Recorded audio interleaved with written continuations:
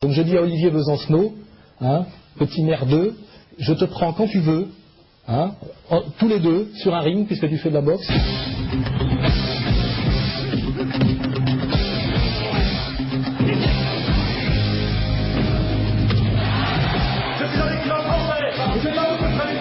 C'est ton vrai prénom, Steven? Ouais, par contre, je viens de prendre quand tu veux hors caméra. Voilà. Alain Soral. Ce soir de 22h à minuit dans l'émission Derrière ta porte sur Radio Mondiale. Ce film-là, c'est une proposition. Et donc nous recevons Alain Soral qui est là. Alain Soral, bonsoir. Bonsoir, excusez-moi de mon retard. Pas de problème, on a parlé d'un peu de l'actualité, donc ouais, on a vu un peu d'actu. On a vu un peu d'actu. Bien, et ben écoutez, merci de votre venue dans notre jeune émission. Si vous le voulez bien, bon, on va prendre peut-être un déroulé classique, parcours, actualité et projet. Ça vous convient? Ouais, ça va. Bon, parcours, on passe rapidement, peut-être, non? C'est si vous voulez échapper une partie. Les gens vous connaissent, mais on peut faire des rappels utiles, non? On a des jeunes. On a des tout jeunes. Des très jeunes. Parcours atypique. Oui. Ouais, peu d'études, autodidacte, marginal, je crois, ça suffit. Chez le marginal. Et comme souvent les gens qui savent rien faire, j'ai gagné ma vie dans le journalisme. Et je me suis politisé progressivement en venant, comme tous les gens de ma génération, plutôt de l'extrême gauche, pour des raisons d'origine sociale, quoi. Et puis avec un passage par le Parti communiste français, mais quand même à l'époque de la chute du mur. Moi je suis rentré au PC quand le PC a cessé d'être le parti officiel d'un pays qui s'appelle la Russie. Quoi. On lui a coupé les vivres, voilà. Non. Donc il y avait un petit symbole là-dedans. Quoi. Ouais.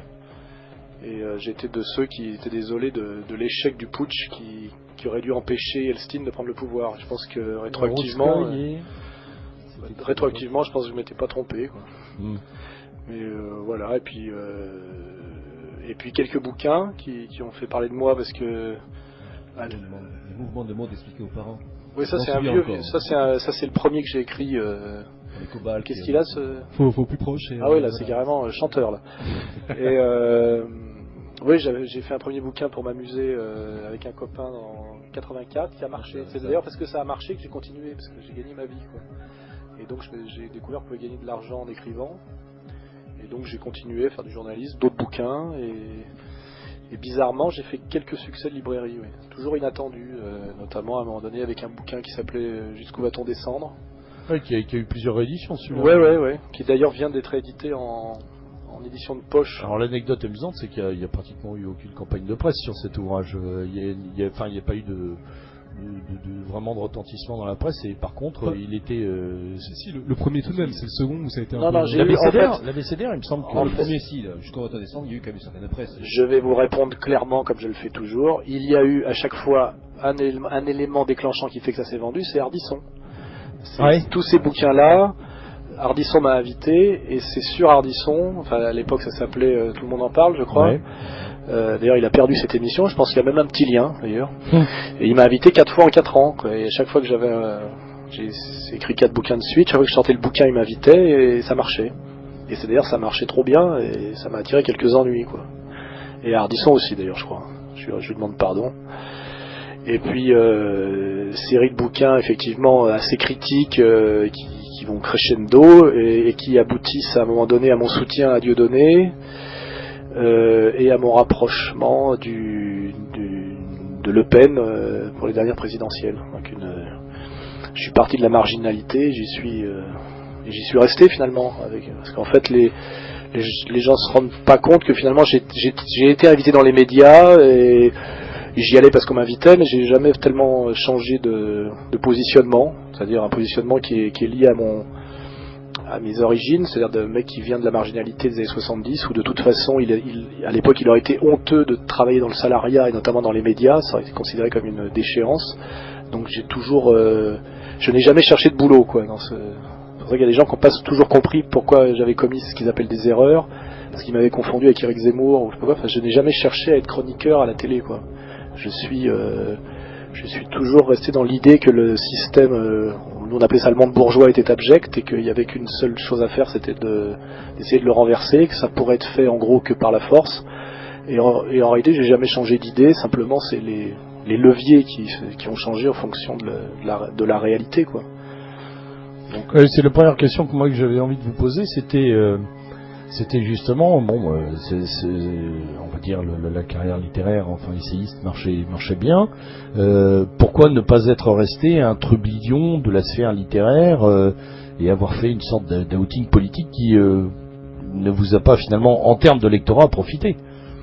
D'abord parce que je cherchais pas à profiter. Non, mais entendons-nous bien. Et puis surtout, il faut pas rêver. Il y avait un écho, il y avait un lectorat important. À cause d'Ardisson, parce qu'en réalité, si en fait, moi, les mouvements de mode expliqués aux parents, c'était un bouquin j'avais 25 ans quand je l'ai fait, qui était de la sociologie populaire, mais qui n'était pas très subversif, qui était ironique tout au plus.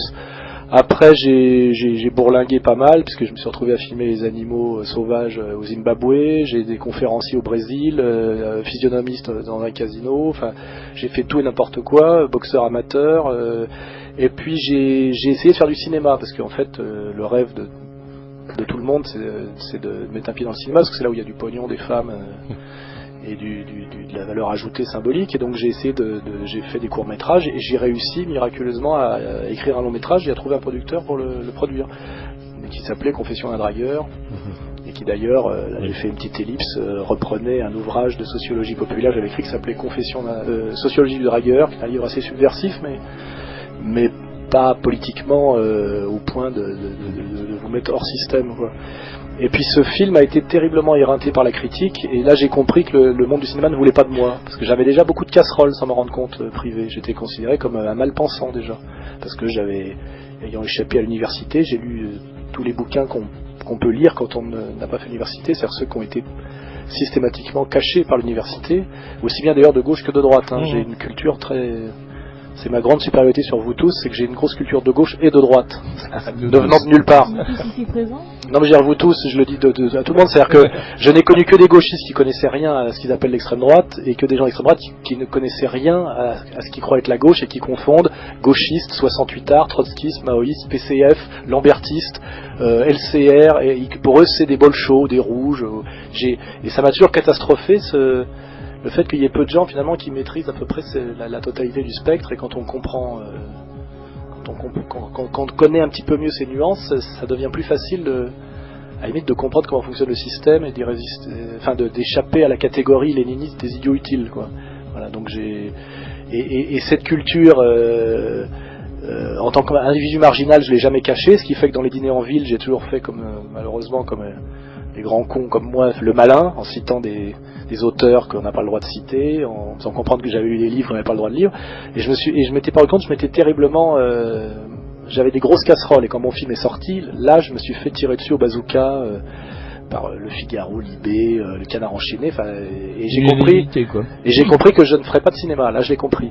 Du coup j'ai eu une espèce de colère qui fait que j'ai pondu assez vite ce bouquin qui s'appelle Jusqu'où va-t-on descendre, pour finalement tirer mes dernières cartouches, entre guillemets, aller jusqu'au bout de ce tu l'as été directement issu de cette expérience cinématographique? Non, du désir de me venger d'un milieu mondain qui m'avait reproché des tas de choses, et plutôt que de m'excuser, c'est un peu comme mes excuses de Dieudo.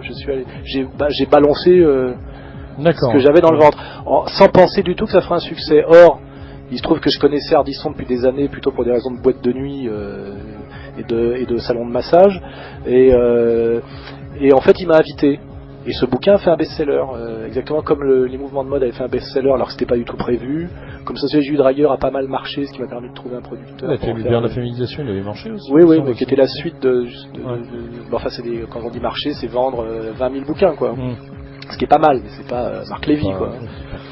Et le Jusqu'où va-t-on descendre, non seulement a marché, mais a inauguré quelque chose, c'est-à-dire ce qu'on appelle les penseurs politiquement corrects, et notamment les types de gauche qui osent d'un seul coup se positionner sur un terrain qu'on a appelé celui des nouveaux réactionnaires. D'un seul coup, je me suis retrouvé un peu chef de file des nouveaux réactionnaires. Oui, c'est marrant, ça n'a pas pris ça, mais pendant 2-3 ans, il y a eu ce bandeau à la une de la presse, les nouveaux réacs, les réacs. Ça correspondait à un virage avec Muret, Maxime Kölkraut, c'est-à-dire...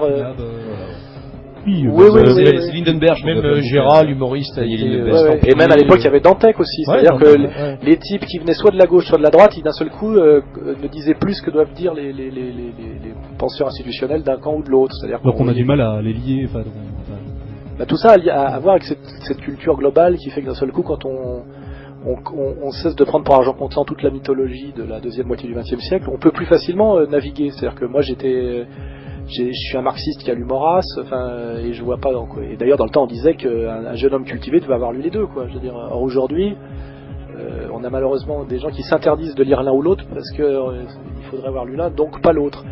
Et donc ce bouquin jusqu'au oui, mais malheureusement beaucoup de gens qui se pensent hors système, oui, mais beaucoup de gens qui pensent qu'ils luttent contre le système se soumettent totalement au dictat du système. Alors l'extrême gauche, c'est très lisible aujourd'hui avec l'antifascisme.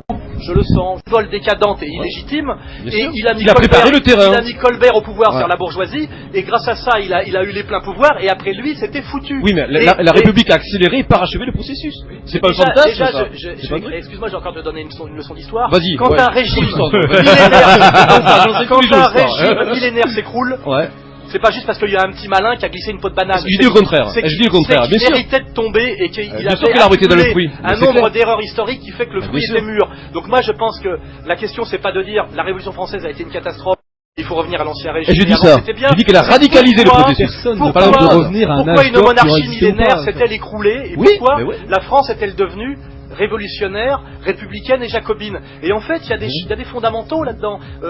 Emmanuel Todd écrit sur la famille égalitaire du bassin parisien, etc. C'est-à-dire que moi, ce qui m'intéresse, c'est que je pense qu'un Français cultivé... C'est bon ce bouquin, La Nouvelle France, d'ailleurs. Oui, bien sûr, c'est bon. Un Français cultivé et fier d'être Français échappe à tous les pièges du système de culpabilisation, de flagellation, etc. Et avec un Français comme ça, d'un seul coup, on voit qu'il n'y a plus tellement de problèmes de savoir... La culture ne suffit plus, il faut du caractère aussi. C'est la même chose. Tu sais d'où tu viens, t'as de l'épaisseur, tu te fais pas rouler par n'importe quel mec qui arrive et qui te culpabilise. Et je veux dire que déjà si on faisait ce travail-là, il n'y a pas besoin de donner aux gens l'ordre de se redevenir plus ceci ou plus cela. Ça se fait. C'est-à-dire que moi je ne dis même pas aux gens pour qui voter. Je dis, on les aide à comprendre comment fonctionne le système, quels sont un peu les pièges du système, d'où ils viennent, quelle est leur histoire sérieuse et réelle. Et de même, à mon avis, deviennent fiers d'être français, ils comprennent que c'est bien d'être d'origine auvergnate et qu'il ne faut pas faire croire systématiquement qu'on a un cousin qui vient de New York, etc. Ça se remet en place un peu naturellement. D'accord, simplement se réapproprier leur histoire, qu'ils la connaissent. Moi, ce que je retrouve donc chez les identitaires, c'est que c'est un peu brutal, si tu veux. Et en étant un peu brutal, un peu dans l'ordre du défi, notamment de montrer le Front National comme un mouvement, c'est-à-dire que moi, les identitaires ont dit que j'étais immigrationniste. Non mais attends, Alain. On fait le problème, c'est que tu réduis la problématique identitaire au quel texte à débat sera le même combat, j'ai lu. Je veux dire, c'est rigolo, mais je veux dire, c'est bien le cours de récré. Le problème, c'est que tu réduis la problématique identitaire, la confrontation dialectique de deux visions du monde, au problème avec la structure des identitaires. Et les problèmes de personnes, où t'as vu qu'il y avait deux visions du monde. C'est quoi ces deux visions du monde? Oui, pour moi, il y a deux visions du monde. Il y a deux projets différents au niveau politique et social, entre le projet national républicain et un autre projet pour la France, un projet enraciné. C'est ça les deux visions du monde? Ouais. Bah moi, je veux dire les deux visions du monde. C'est la mondialisation libérale, qui est de créer un empire avec des îlotes. De l'autre côté, ceux qui y résistent. Donc déjà, tes deux mondes, ils n'existent pas. C'est-à-dire que t'es en train de voir deux souris qui s'enculent alors qu'il y a un éléphant qui va les écraser. Non. Tu disais tout à l'heure hors champ que à l'intérieur, il fallait faire renaître un projet. Ne dis pas qu'il y a deux souris qui s'enculent. On parle du projet qui pourrait faire renaître des effets. On ne parle pas d'un ennemi. Je te dis qu'il n'y a pas deux visions du monde. Il y a deux visions du monde dans ces 4 mètres carrés là. C'est-à-dire entre identitaire et mariniste, on va dire. En réalité, il y a deux visions du monde aujourd'hui. C'est la vision mondialiste financière qui décide en gros sur la déclaration universelle des droits de l'homme qu'il n'y aura plus que des citoyens du monde nomades, et ça c'est la vision d'Attali, et ceux qui essayent de résister à ce projet qui est un projet de destruction de toute civilisation. Et moi je suis du côté de ceux qui résistent à ce projet comme les identitaires. De dire que les deux projets du monde ça serait les identitaires ou Soral, c'est pas la réalité. Nous sommes très très proches, les identitaires et nous. Et par contre nous avons un ennemi surpuissant et surarmé qui s'appelle l'Alliance Sarko-Kouchner. Non mais là on est d'accord, Nous on te dit de Besancenot, et Besancenot, je sais pas si vous voyez ce qu'on a face à nous. On a Besancenot qui est pour la régulation massive des sans-papiers, on a Attali qui est pour le nomadisme, on a Sarkozy qui est pour voilà. Et ben ça, le système ne dort jamais, ça s'appelle l'Empire, et nous résistons ensemble à l'Empire avec des sensibilités légèrement différentes. Alors, si vous voulez croire que nous sommes deux mondes qui s'affrontons alors que nous sommes deux hannetons qui nous gratouillons le dos avec une allumette, vous êtes des bouffons. C'est ça que je dis, voilà. Bien. Moi j'ai une question. Luttons ensemble contre l'Empire. Voilà. Est-ce qu'ils sont l'ennemi ou est-ce qu'ils sont un simple adversaire? Pour moi, ils sont un simple adversaire. Dans ces 4 mètres carrés que tu décrivais, il y a beaucoup plus que des identitaires. Il y a à peu près, je crois... Des patriotes. Non, il y a à peu près tout ce qui se fait en mouvance dans la nation. Attention à ce que tu vas dire. Dans le mouvement national. Et donc, il n'y a vraiment pas que des identitaires. Non, je reprends un truc, il me dit il y a deux visions du monde. En gros, il y a les identitaires et les nationaux républicains. C'est pas ça les deux visions du monde. Les deux visions du monde, c'est l'empire d'extermination de toute Alors, reformulons la chose.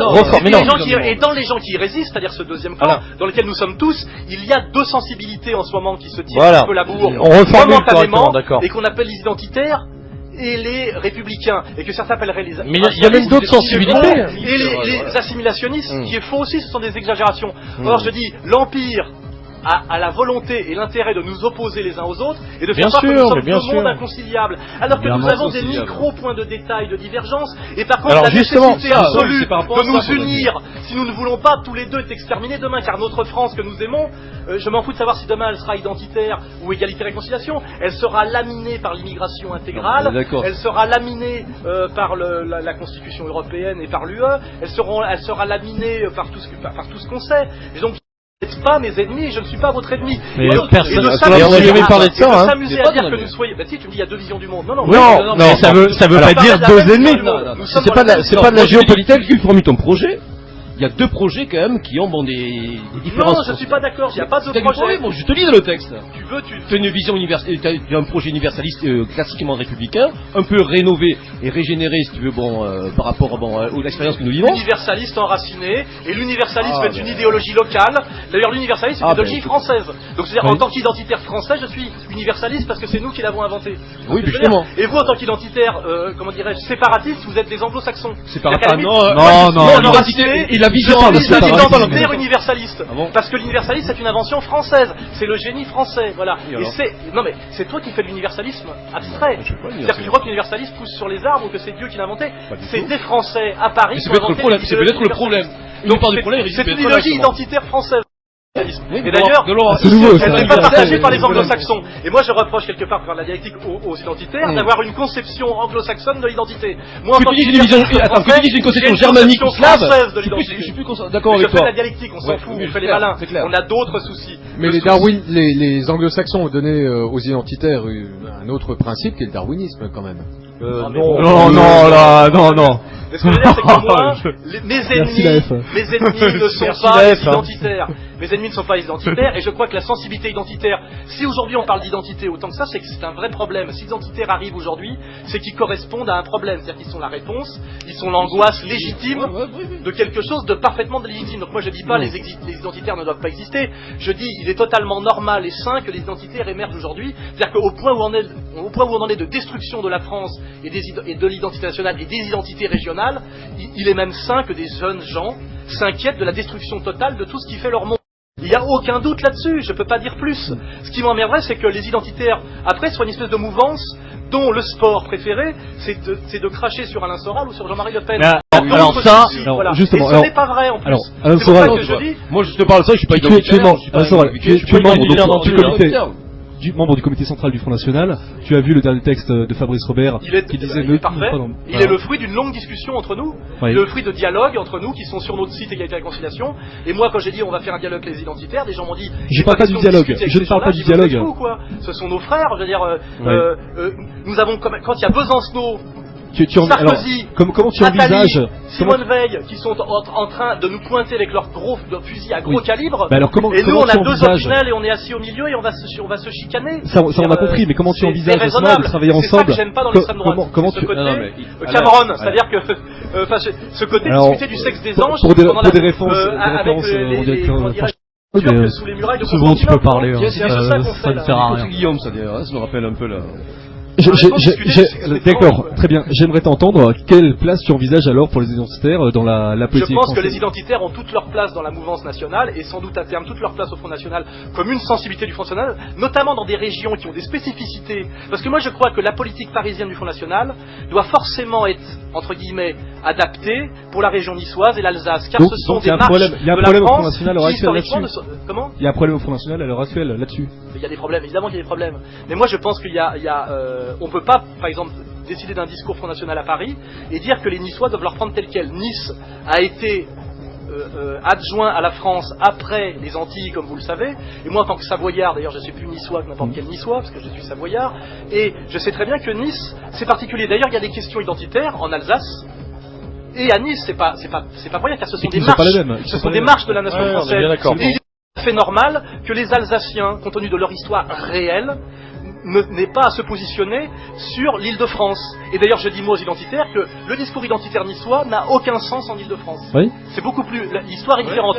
Donc je suis pour de la subsidiarité. Je suis pour de la subsidiarité idéologique. C'est-à-dire que dès lors qu'on a fait une base nationale sur le politique, on doit après dire qu'est-ce que c'est que le Front National à Nice, c'est-à-dire après il y a le cahier régional quelque part, exactement comme une revue bien faite, les spécificités, et ça je suis totalement pour, parce qu'effectivement être alsacien c'est être alsacien, hein, je veux dire c'est pas être d'Île-de-France, comme être breton c'est être breton, et ça c'est un travail qu'on devrait faire, mais c'est un chantier, et c'est un chantier qu'on doit faire tous ensemble avec de la bonne volonté. C'est dommage qu'il n'arrive que maintenant, si tu veux, au bout de 30 ans d'existence du Front. Oui, mais ça c'est aussi le côté d'extrême droite, c'est de toujours être dans la nostalgie. Ah, pas du tout. Des défaites passées. Je suis pas. Non, mais Alain, je suis pas du tout nostalgique. Je suis toujours dans l'espoir de l'avenir, parce que c'est vrai que je suis le côté progressiste. C'est ça.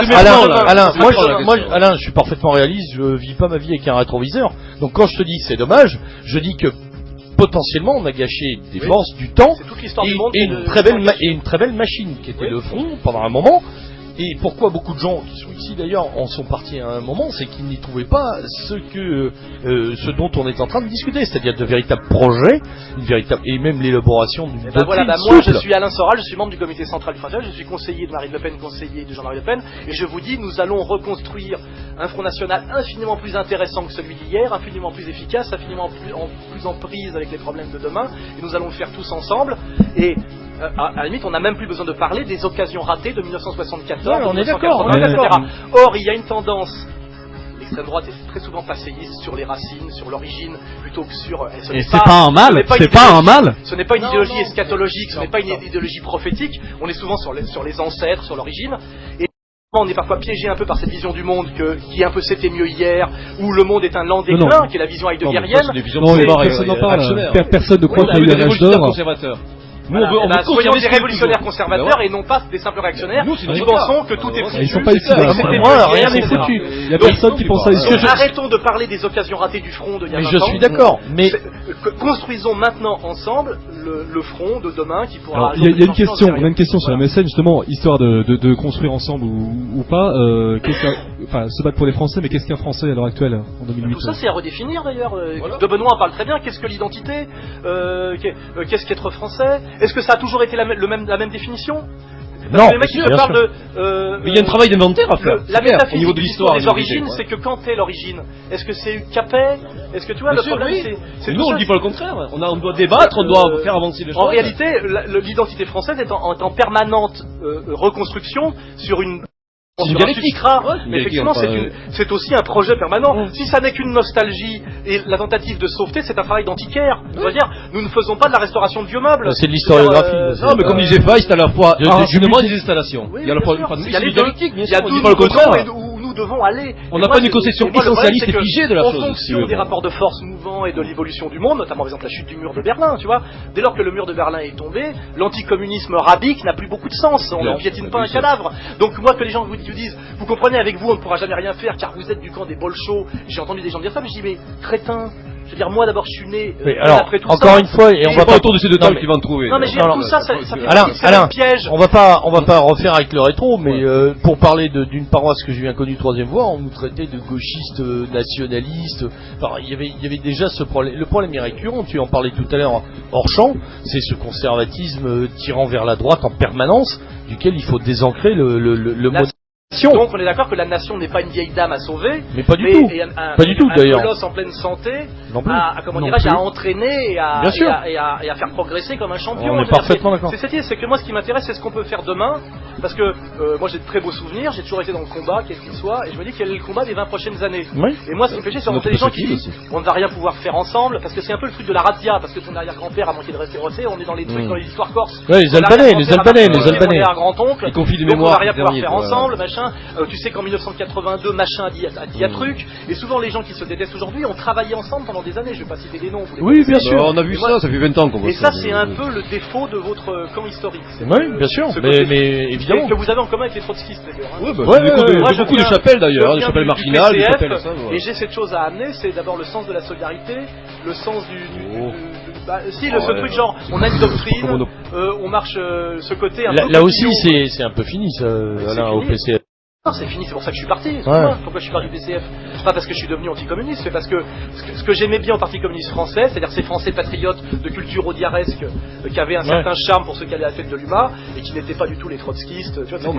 C'était des Gaulois fiers de leur pays et qui bossaient et à qui on la faisait pas, ce qui fait que les gauchistes les ont traités de beaufs et ridiculisés pendant 30 ou 40 ans avec l'histoire du beauf de Camus, etc. Faut oublier que c'est l'extrême gauche qui s'est payé le mec du PCF. Mais il a toujours des d'autant plus quand ils sont passés au front après. Oui, en plus ils ont été quantitativement le plus gros électorat du front depuis 20 ans à mon avis. Donc c'est pour ça que n'ayons pas toujours une lutte. Quand je dis aux gauchistes crétins, vous avez une lutte antifasciste de retard, n'ayons pas, dans le camp national, une lutte de retard. Je sais pas comment on pourrait la nommer, mais une lutte de retard. C'est pas une lutte de retard, mais il y a énormément de questions sur la redéfinition du projet. C'est ça qui est, à mon avis, le plus prégnant et le plus temps. Ce qui tend. C'est pour ça qu'il n'y a pas de vision du monde, comme tu le disais. Non, mais ça c'est un problème de vocabulaire. Le jacobinisme hystérique et intégraliste. Ça c'est juste un problème de... Et la France de Barès, la terre des morts. Ça n'a jamais été présenté comme cela. Il y a deux projets tels qu'ils sont formulés actuellement, notamment dans le débat qu'il y a eu entre toi et les identitaires, qui demandent à être discutés, à être approfondis. Tu remarqueras que dans le débat avec les identitaires, c'est pour ceux qui l'ont lu, on voit très bien qu'il n'y a pas des jacobins intégralistes et des racialistes, c'est absolument pas vrai. On se retrouve d'accord sur des tas de trucs, c'est complexe, c'est dialectique. Simplement aujourd'hui, je pense que l'Empire a un projet aujourd'hui qui est en train de se mettre en place et ils se dépêchent d'ailleurs parce qu'ils ont une fenêtre de tir qui est peut-être pas si longue que ça, avec la montée de la Chine, de l'Inde, l'écroulement sans doute à un moment donné du dollar et de tout ce qui va avec, et qu'on a une logique, d'empire qui ressemble à tout ce qu'on a lu, à tous ces livres interdits qu'on a lu, c'est-à-dire une gouvernance mondiale, des îlots absolument déracinés, réduits à de purs consommateurs, etc. Et que ça ressemble beaucoup au projet Attali. Bien entendu, on est parfaitement d'accord. C'est ce qu'on se gueule. La désignation de l'ennemi, on a identifié ce problème, on lutte contre ensemble. Donc nos divergences sont sans doute bien moindres que ce qui nous réunit et comment dirais-je, et la nécessité de nous unir face à l'ennemi commun. C'est comme à un moment donné quand les Athéniens et les Spartes face à l'invasion assyrienne, à un moment donné il faut qu'ils arrêtent de se poser la question de savoir ce qui les différencie, mais c'est un professeur d'histoire. Les Perses, excuse-moi. Parce que c'est la Syrie, en ce moment, non, c'est la Nantes. La Syrie, c'est pas avant, mais bon, c'est pas voilà, c'est de se dire, est-ce qu'on sauve la Grèce? Là où Hérodote parle des Européens qui ont combattu la vision athénienne et la vision de Sparte, toi, c'est un peu ça le débat. Non, on est d'accord. Tu es Sparte, je suis Athènes, parce qu'on va dire, on va aller loin dans le truc, c'est vrai. Ça n'empêche pas qu'entre les identitaires seraient des Spartiates, et moi je serais un Athénien, et on s'engueule alors qu'on a le... C'est pas la question de s'engueuler. On a les Perses qui vont nous tomber sur la gueule. C'est la question de discuter fructueusement entre nous.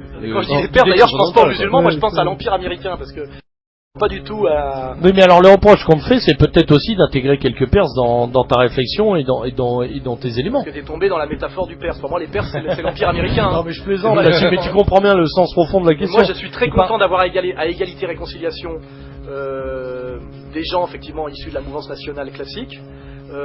Un type comme Serge Ayoub avec qui je travaille, 30% de Français d'origine maghrébine, patriotes jusqu'à la trogne, bien plus que les petits cons de la technoparade, tu vois, que certains ont pu rencontrer en monde mondial. Des mecs à cheveux longs issus du trotskisme qui ont compris qu'on était bien plus résistants au système. Cela dit, quand on regarde les photos de telle intervention à Nantes, c'était largement, majoritairement des Africains, d'origine africaine. T'es fou allié, toi. À Nantes, il y avait des Africains sur le site de R. Non mais là c'est là qu'on voit qu'il y a vraiment du fantasme. À Nantes il y avait 110 personnes, il y avait 70% des gens qui venaient du front directement. Alors je sais pas quelle et il y avait quelques mecs de cité de banlieue et quelques mecs à cheveux longs issus du trotskisme. C'est la seule photo que vous avez montrée alors. Et je pense que sur 110 personnes, il y avait une quinzaine de Maghrébins et peut-être 2 Africains. Et toi, tu me dis d'un seul coup qu'à Nantes, il y avait dans mon public une majorité d'Africains. Mais c'est là que choisissez les photos alors.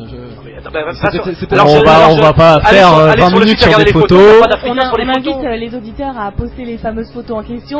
J'ai pas parlé d'Africains d'origine. Mais là, je veux dire qu'il y a quelque chose de l'ordre du fantasme. Si vous avez vu une majorité d'Africains dans mon public à Nantes, moi j'ai pas vu, mais j'ai pas regardé. Il n'y a pas. Il n'y a même pas une majorité d'Africains dans le public de Dieudonné au théâtre de la Main d'Or, si tu veux.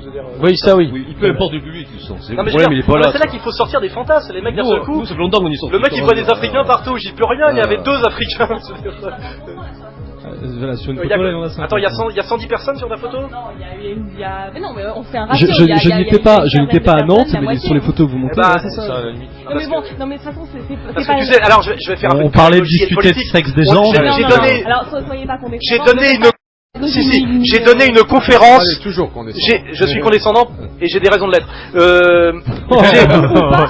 J'ai donné à Nantes une conférence organisée par le Front National. Oui. Une conférence en tant que membre du comité social du Front National. Je mets sur mon site Égalité et Réconciliation plusieurs photos, dont une photo où il y a des gens d'origine africaine et maghrébine autour de moi. C'est quoi le message? C'est que dans une réunion du Front National avec un national, on a même des gens issus de l'immigration. Mais je veux dire, sur les 110 personnes qu'il y avait une majorité de Gaulois. Non, mais l'idée derrière, c'est à qui tu t'adresses finalement? Oui, les photos, on s'en fout. Le problème, c'est pas les photos. Le problème, c'est d'ailleurs, c'est pas le problème. Je m'agresse à tous les patriotes de bonne volonté. Voilà, comment tu définis ton projet? Oui. C'est ça qui m'intéresse. Je m'en fous des photos. Réconciliation nationale, c'est marché. Alors, qu'est-ce que tu mets derrière réconciliation nationale? C'est-à-dire que tous les gens, là-dessus, Hollande, on en parle souvent moi, les gens qui sont d'accord pour être d'honnêtes patriotes et se battre pour la France en termes de en termes de culture, etc., sont les bienvenus, compte tenu du fait que souvent certains sont nés en France, sont français de papier pour l'instant, et en plus le sont de cœur et issus de notre ancien empire colonial. Donc moi j'estime que les gens issus de notre ancien empire colonial qui sont français de papier et de cœur, je ne me sens pas ni le droit moral ni le droit stratégique de leur cracher à la gueule. Voilà, c'est tout. Et là-dessus je suis en phase avec Jean-Marie Le Pen et avec Roger Hollande. Sur la question n'est pas de leur cracher à la gueule. Et je dis que ces gens-là, contrairement à ce qu'on dans notre projet ou pas, c'est tout. Sans personnalisation des trucs, et ces gens-là ne constituent pas 80% de notre effectif. Ouais, mais moi la question que j'ai à te poser là-dessus, c'est que comment eux définissent-ils leur patriotisme? Est-ce que c'est véritablement le même? J'ai pas d'hostilité a priori, je suis pas. Mais comment tu veux le tester? Je suis pas. Non, je comprends. Le jour où il y aura une guerre, alors. Non, on est bien d'accord. On a déjà eu des guerres et je crois que le patriotisme d'un certain nombre de communautés a déjà été prouvé. Oui, mais on a la réponse. Ouais, mais on était dans un empire, tu l'as dit, on était dans l'empire colonial. Quand tu parles encore à des Dakarois, et c'est un fils de pied noir qui te le dit, avaient-ils tous le choix la blessure des pieds noirs, je la connais. Non, mais je m'en fous. Souvent, elle les rend très rabiques sur certains sujets. Je suis pas nostalgique. Je dis au contraire, est-ce que les gens des troupes coloniales avaient vraiment le choix de l'endroit où ils allaient? Et le français moyen qui reçoit sa feuille. On est bien d'accord. Il a les moyens. On est bien d'accord. Tu connais un mec qui fait. Les mecs qui te disent j'ai fait la guerre parce que je le voulais, c'est les engagés volontaires. Les trois quarts, ils font exactement ce qu'ils font à l'usine et au plumard et à la cantine. Ils ferment leur gueule, ils font ce leur dit. On est bien d'accord. Comme moi, ont les moyens de choisir leur destin. Mais c'est rarissime. Mais Alain, quand on dit moyen de choisir ton destin. Comment as-tu vraiment le moyen de choisir ton destin? Je prends des risques pour choisir mon destin. Alain, ce que je voulais dire par là, les trois quarts des gens suivent la pente entre guillemets. Alain, ce que je voulais dire, c'est la réalité. Ce que je voulais dire à ce propos, Alain, les tirailleurs sénégalais qui ont accepté la conscription l'ont accepté exactement comme les Français de souche. Oui, d'accord. Sauf que les tirailleurs sénégalais c'est peut-être une autre envie ou une autre idée de leur destin, à savoir fonder leur propre nation et répondre à l'appel de leur propre population. J'ai des gens qui viennent à moi et qui me disent je suis un patriote, j'en ai marre des voyous de banlieue, je viens de la banlieue, j'aspire à travailler, à amener quelque chose à la France, à mon pays, à me marier, à faire 2 gosses et à pouvoir m'acheter un pavillon. Je suis un patriote, je mouille le maillot, j'aime le drapeau. Moi l'autre jour je parle à un mec, je dis tu viens d'où toi? Il me dit je suis Berrichon. Tu vois déjà moi je suis dans le soupçon, tu vois. Oui, je suis Berrichon et depuis 3 générations. Un mec comme ça, je l'embrasse sur les 2 joues. Je vais pas lui faire un test ADN et un test de vérité pour savoir si vraiment c'est un bon français. Je veux dire, ce qui me fait chier souvent, c'est que quand j'entends ça, c'est soi-disant bon français qui me donne des sons de francité, étaient polonais il y a 2 générations. Oui, mais bien sûr, mais il y en a plein, C'est-à-dire qu'ils étaient pieds noirs et en plus avant d'être pieds noirs, ils étaient portugais, c'était même pas français. Bien sûr, ou italiens, européens. Donc, les Corses, européens. Si l'Europe avait existé, on n'aurait pas eu les 2 guerres mondiales, la perfide Albion, etc. L'Europe n'empêche pas les conflits de famille, les guerres civiles. Bien sûr, si l'Amérique a pris le leadership au monde, parce qu'on a tellement con qu'on s'est ils ont fait une guerre civile aussi, hein. Non, mais je veux dire, c'est pas ça. Arrêtons de croire que l'Europe blanche est une fraternité bisounours. Je veux dire, on n'a pas dit ça. Nous sommes exterminés entre blancs européens depuis des millénaires. Donc de penser à un moment donné que le problème est exogène et qu'il suffirait qu'on soit entre blancs pour que ça aille bien. On a dit ça. Personne n'a dit ça. Non, mais non, absolument pas.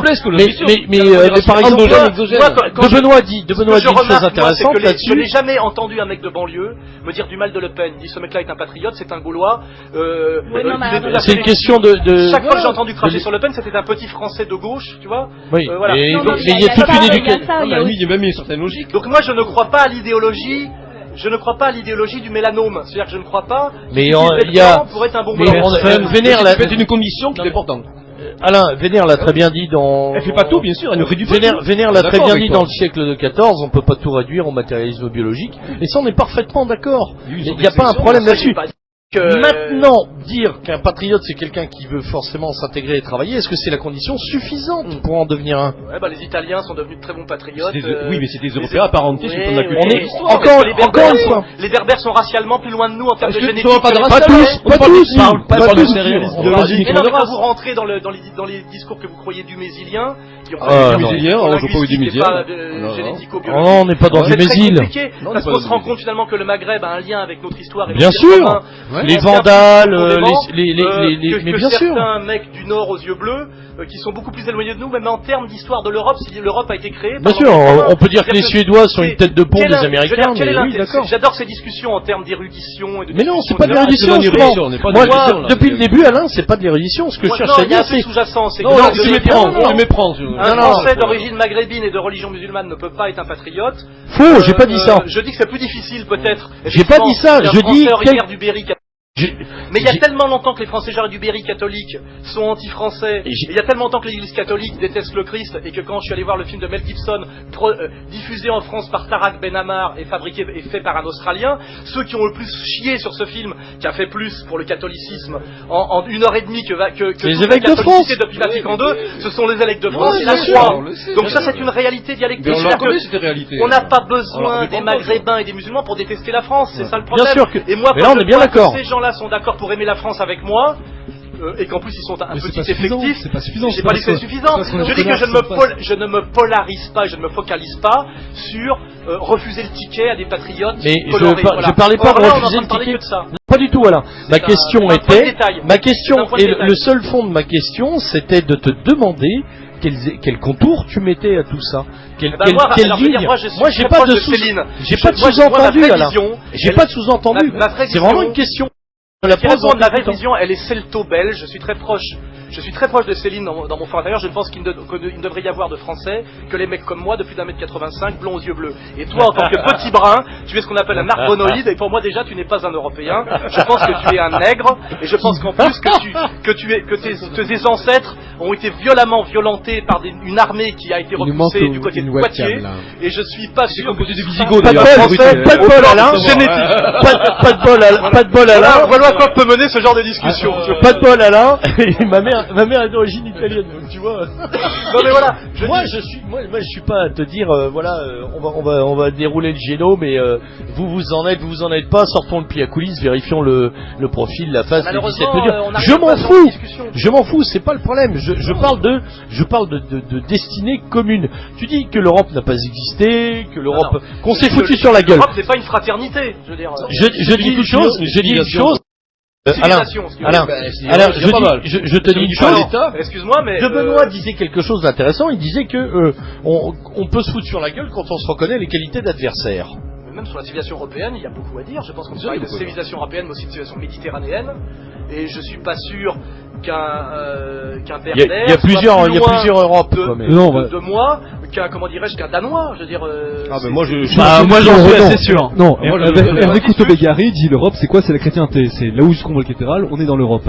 Et le fait qu'il y ait eu ces liaisons entre toutes les cours aristocrates que ce soit d'Autriche, de France ou de je ne sais d'où, ça a constitué, qu'on le veuille ou non, une Europe. Mais d'abord, on parlait tout à l'heure de l'histoire de toujours être sur le passé. Moi, j'ai aujourd'hui. Mais puisqu'on en parle, mais Non, mais aujourd'hui, justement, on est l'avenir. Non, mais t'as toujours ça. Non, je suis clair. Pour fonder l'avenir, il faut faire un éventuel. En fonction des modifications qu'elle a subies et qui sont justement, il subit toujours. et qu'il faudrait justement, le problème. Donc moi, je vois très bien que votre projet, je le comprends très bien, je le dessine en plus, c'est si on pouvait rejeter des gens à la mer, on le ferait. Mais qui qui ou quand je le sens. Ce sont des trucs qu'on pense pas, donc ça devient difficile. Ça s'appelle du procès d'intention. Moi je parle. C'est assez marxiste, pour faire de ma mauvaise foi. Ce que tu écris, ce que tu dis, sans arrière-pensée. D'abord, quand vous dites l'Europe, c'est l'Europe chrétienne, moi il me semble que Jésus. Pour moi, qui a dit l'Europe c'est l'Europe qui a dit ça? Des régions du désert. Personne n'en a parlé. Personne n'en a parlé. Moi, tu parles païen. Il est païen. Alors, quand on parle d'Europe chrétienne, vous êtes païen? Non, il disait pas ça. Il reprenait une définition qui était de dire là où se trouve l'Europe, se trouvent les cathédrales. C'était une définition d'Hervé Couto-Bégari, qui est un peu le monsieur stratégie en France. La cathédrale est un phénomène que j'ai inventé. La christianisation de l'Empire romain n'est pas le début du déclin à ce moment-là, on peut le dire aussi. C'est une des questions qu'on peut poser, mais on s'en fout. C'est pas le projet. Moi aussi, je m'en fous. Aujourd'hui, je m'en fous complètement. Honnêtement. Mais la question, c'est savoir. Tu disais l'Europe n'a jamais existé. Je suis désolé. En fonction des forces en présence, sauver ce qui peut être sauvé. C'est la question que je te pose. Si vous me dites, c'est la question que non, c'est pas sauver, pas forcément sauver tout. C'est surtout bâtir. Moi, sauver tout, je m'en fous. Nous, regardez sauver tout, ça m'intéresse pas. Tout n'est pas à sauver d'ailleurs. Heureusement, il y a un travail il y a des choses qui tomberont. Ça, travail de tri. Le Nietzsche nous a fait un beau clin d'œil là-dessus. Parce qu'on fonde un avenir en se reliant au passé, c'est clair, à l'esprit du passé, ce qui est positif. Et ouais, donc. On est d'accord là-dessus, oui. Bah oui. Moi simplement. Mais tu nous prêtes des fois des discours, des arrière-pensées, mais non, qu'on n'a pas. J'aimerais, je vous le dis franchement, j'aimerais revenir à la France des années 60, si je peux. Pas moi. Dans le temps. Mais moi, je suis très bien dans la France de 2020. Parce que mon père l'a pas forcément beaucoup aimé non plus. Il avait 20 ans dans les années 60. Si j'avais pu éviter le regroupement familial et tout ça, je serais très content qu'on l'évite. Maintenant, ça a été fait, c'est une situation là réelle, c'est comment gérer le problème pour que la France existe encore, faire qu'il y ait un maximum de patriotes, de gens solidaires, de gens qui aient le même projet, la même vision, que cette vision corresponde à l'idée que je me fais de la France et l'amour que j'en ai, et d'éviter qu'il y ait le moins possible d'ennemis et de gens qui haïssent la France en France. Or, parfois la brutalité d'un certain discours identitaire ne donne aucune chance aux mecs de venir vers nous, mais au contraire leur donne à croire qu'il faut absolument qu'ils soient les ennemis de la France, les ennemis des enracinés, etc. Alors que souvent c'est sur un quiproquo. Voilà. Non, mais moi j'ai une politique de main tendue entre guillemets que j'appelle réconciliation nationale, mais ça veut pas dire que je suis pour que j'ai une vision Benetton. Il ne faut pas amalgamer un discours et un débat nécessaire et constructif et cordial avec des problèmes éventuellement entre structures, des problèmes de personnes, bon effectivement qui se crispent. Telle n'était pas nos questions. D'ailleurs, c'était la question que je te posais tout à l'heure. C'était c'était exactement ce que tu viens de dire. C'est pas de dire tiens il y a tel mec qui veut revenir aux années 60 etc. C'était comment tu portes le projet aujourd'hui. Moi je vous dis, je vous dis, je ne pense pas que l'immigration soit une chance pour la France ou qu'elle ait été une chance pour la France.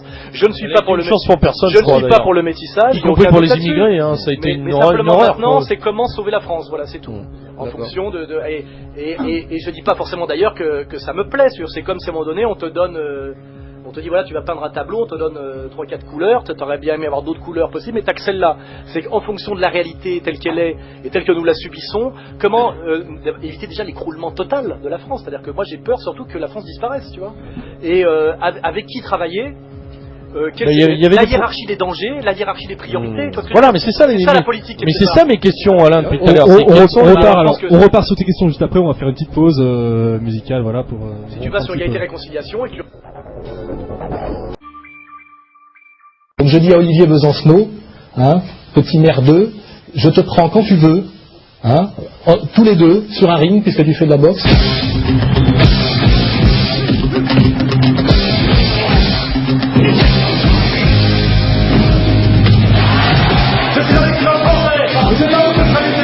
C'est ton vrai prénom, si tu veux. Oh, par contre, je viens de prendre quand tu veux hors caméra. Voilà. Alain Soral. Ce soir de 22h à minuit dans l'émission Derrière ta porte sur Radio Mondial. C'est une proposition. Déjà, il parle français déjà. Nous reprenons notre émission Derrière ta porte, Radio Bandiranera Paris, tous les mardis soirs de 22h à minuit. Nous recevons Alain Soral. L'émission va durer un peu plus tard que d'habitude. C'était un petit peu agité juste avant la chronique de Mademoiselle S. On va essayer de structurer un petit peu tout ça avec des questions plus précises que vous avez préparées en cuisine, je crois. En cuisine, oui, c'est un bien grand mot. Non, je crois que effectivement, on était en train de parler de restructuration du discours, restructuration de la doctrine. Principe de combat, organisation matérielle, physique et intellectuelle. Donc, par quoi on peut commencer? Quels adversaires doit-on prendre en première ligne? Qui sont nos adversaires selon vous? Oui, parce que déjà, je faisais remarquer que pour moi, faire de la politique, c'est déjà hiérarchiser les causes premières, les causes secondes, les ennemis principaux, les ennemis secondaires. Enfin, c'est de faire en fait de classer, hiérarchiser. Et d'ailleurs, ça résume ce que je disais tout à l'heure, c'est que quand on a face à soi un empire aussi agressif que l'est l'empire, les petites chamailleries avec des gens qui sont pas tout à fait positionnés comme vous par rapport à l'idée de la nation, etc., c'est secondaire. Et être capable de mettre le principal avant le secondaire, ça s'appelle le sérieux. Ça s'appelle même la maturité, ça s'appelle faire de la politique sérieusement. Or, souvent, ces fondamentaux-là ne sont pas respectés. Hein. C'est-à-dire qu'on fait passer le secondaire, qui nous touche d'ailleurs pour des raisons de copinage, parce qu'on s'engueule avec ses potes du bistrot.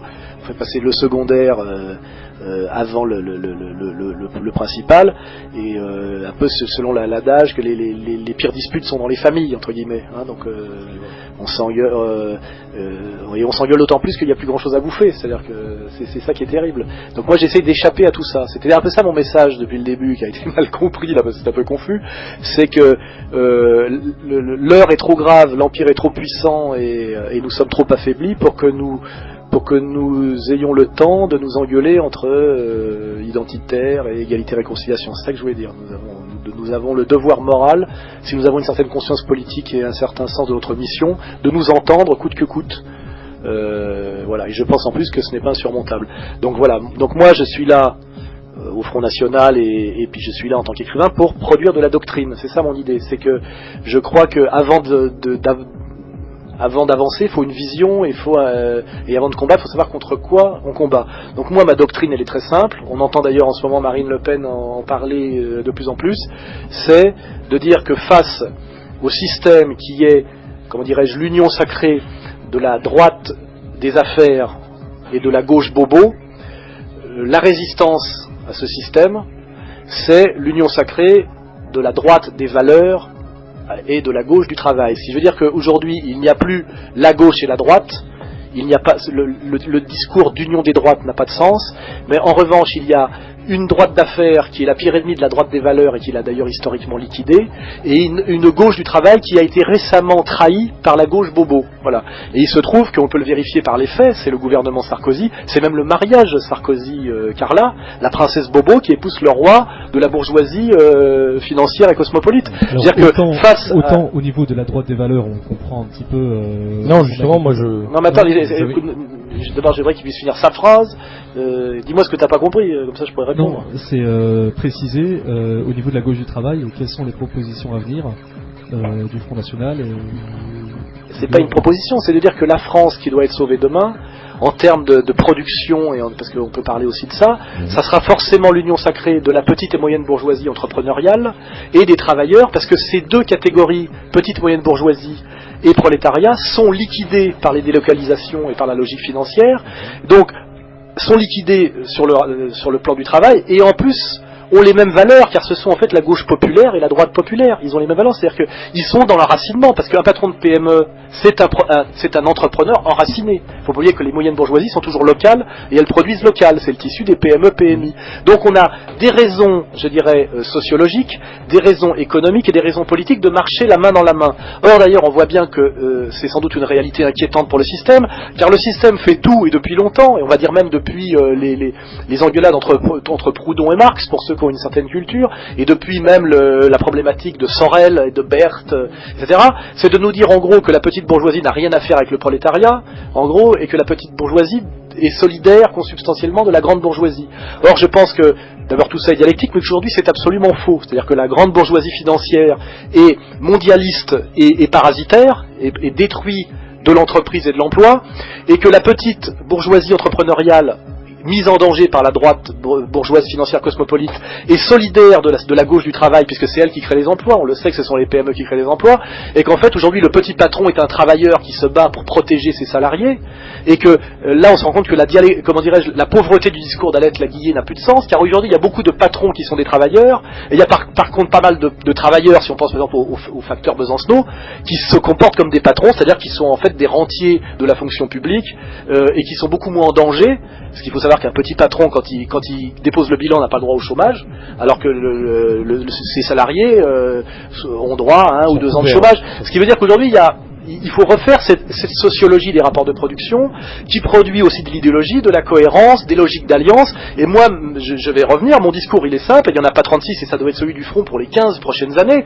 C'est le Front National, c'est l'union sacrée de la droite des valeurs et de la gauche du travail contre la droite d'affaires et la gauche bobo. Voilà, et je peux vous le décliner autant que vous voulez. Et cette gauche du travail et cette droite des valeurs sont d'ailleurs enracinées, productives, morales, sont totalement compatibles, parce que il y a la morale du travail, du travail réel, du travail productif, et en revanche il y a une connivence des parasites de l'autre côté, qui est le parasite de la bourgeoisie financière, dont les revenus sont basés sur du faux travail et sur de la destruction de travail, et puis il y a le bobo qui est dans une même type d'économie et même de relations parasitaires, et qui sont pour moi les deux vecteurs de l'immoralisme. D'ailleurs on voit bien que l'immoralisme qui correspond à la finance bourgeoise a besoin de l'immoralisme de la bobo, en sachant que la morale étant un frein aujourd'hui à l'économie de marché néo-capitaliste et financière,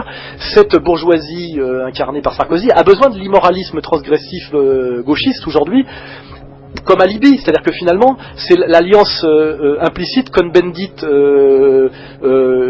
et CAC 40, c'est soi-disant tous ces gens-là luttent contre la vieille morale bourgeoise, c'est de dire quelle méthode, quel moyen pour s'organiser face à de localisation. Il y a le coût de la main-d'œuvre qui est une réalité. Certains proposent. C'est une réalité dans une logique mondialiste de libre circulation totale. Alors, comment on fait? Là, la nation peut réavoir une nécessité.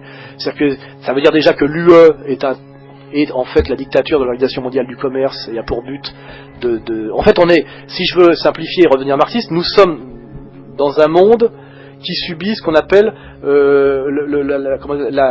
l'expansion de la logique libérale, dont la fonction cannibale est de transformer tout en marchandises. C'est-à-dire au début les marchandises, puis les livres, c'est-à-dire les objets culturels, puis à la fin le corps de ta femme et de ta fille. Tu vois ce que je veux dire, c'est ça que je veux dire. Et si on parle de politique de civilisation, là il y a hiatus complet, cette extension de la logique libérale, cette logique de la marchandise qui est une épistémologie, qui est une éthique, qui est un imaginaire, et le contraire même de ce que nous appelons les civilisations. Et dans civilisation, je mets la civilisation chrétienne ou gallo-romaine, mais aussi l'islam, bien sûr, qui est une civilisation, voilà.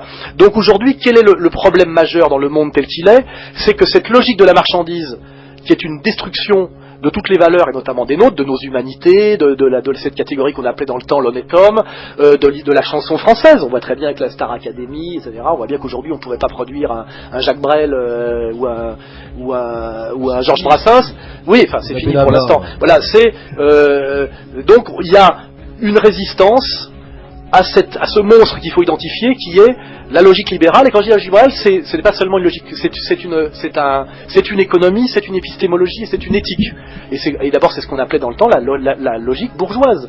Et là moi je fais de l'histoire, je dis que cette histoire-là est une histoire de gauche, contrairement à ce qu'on pourrait croire. C'est-à-dire que c'est la vision voltairienne. C'est-à-dire que le libéralisme est une idéologie de gauche qui a triomphé de ce qu'on appelait la droite avant, qui était l'ancien régime, et qui petit à petit est devenue l'idéologie de gauche, puisqu'en fait elle s'est transformée en espèce de modernité, est devenue progressivement une idéologie de droite, parce que la bourgeoisie, de peur d'être liquidée, s'y est mise, et le contresens, et comme pour le colonialisme, où on prétend que c'est une idéologie de droite, alors c'était une idéologie historiquement de gauche, c'est qu'en réalité il faut bien comprendre que, c'est ce que j'essaie des fois d'expliquer dans le camp national, c'est que défendre le monde des affaires au nom de la morale de droite ou de la bourgeoisie, de la vieille bourgeoisie, ou même de la limite des élites d'Ancien Régime, est un contresens total, car la logique libérale est totalement fait partie intégrante de la décadence de gauche, si on le comprend bien. Et c'est pour ça que je crois, et c'est là où le cercle Proudhon avait un sens, et là je tends la main aux esprits fins de l'action française, etc.,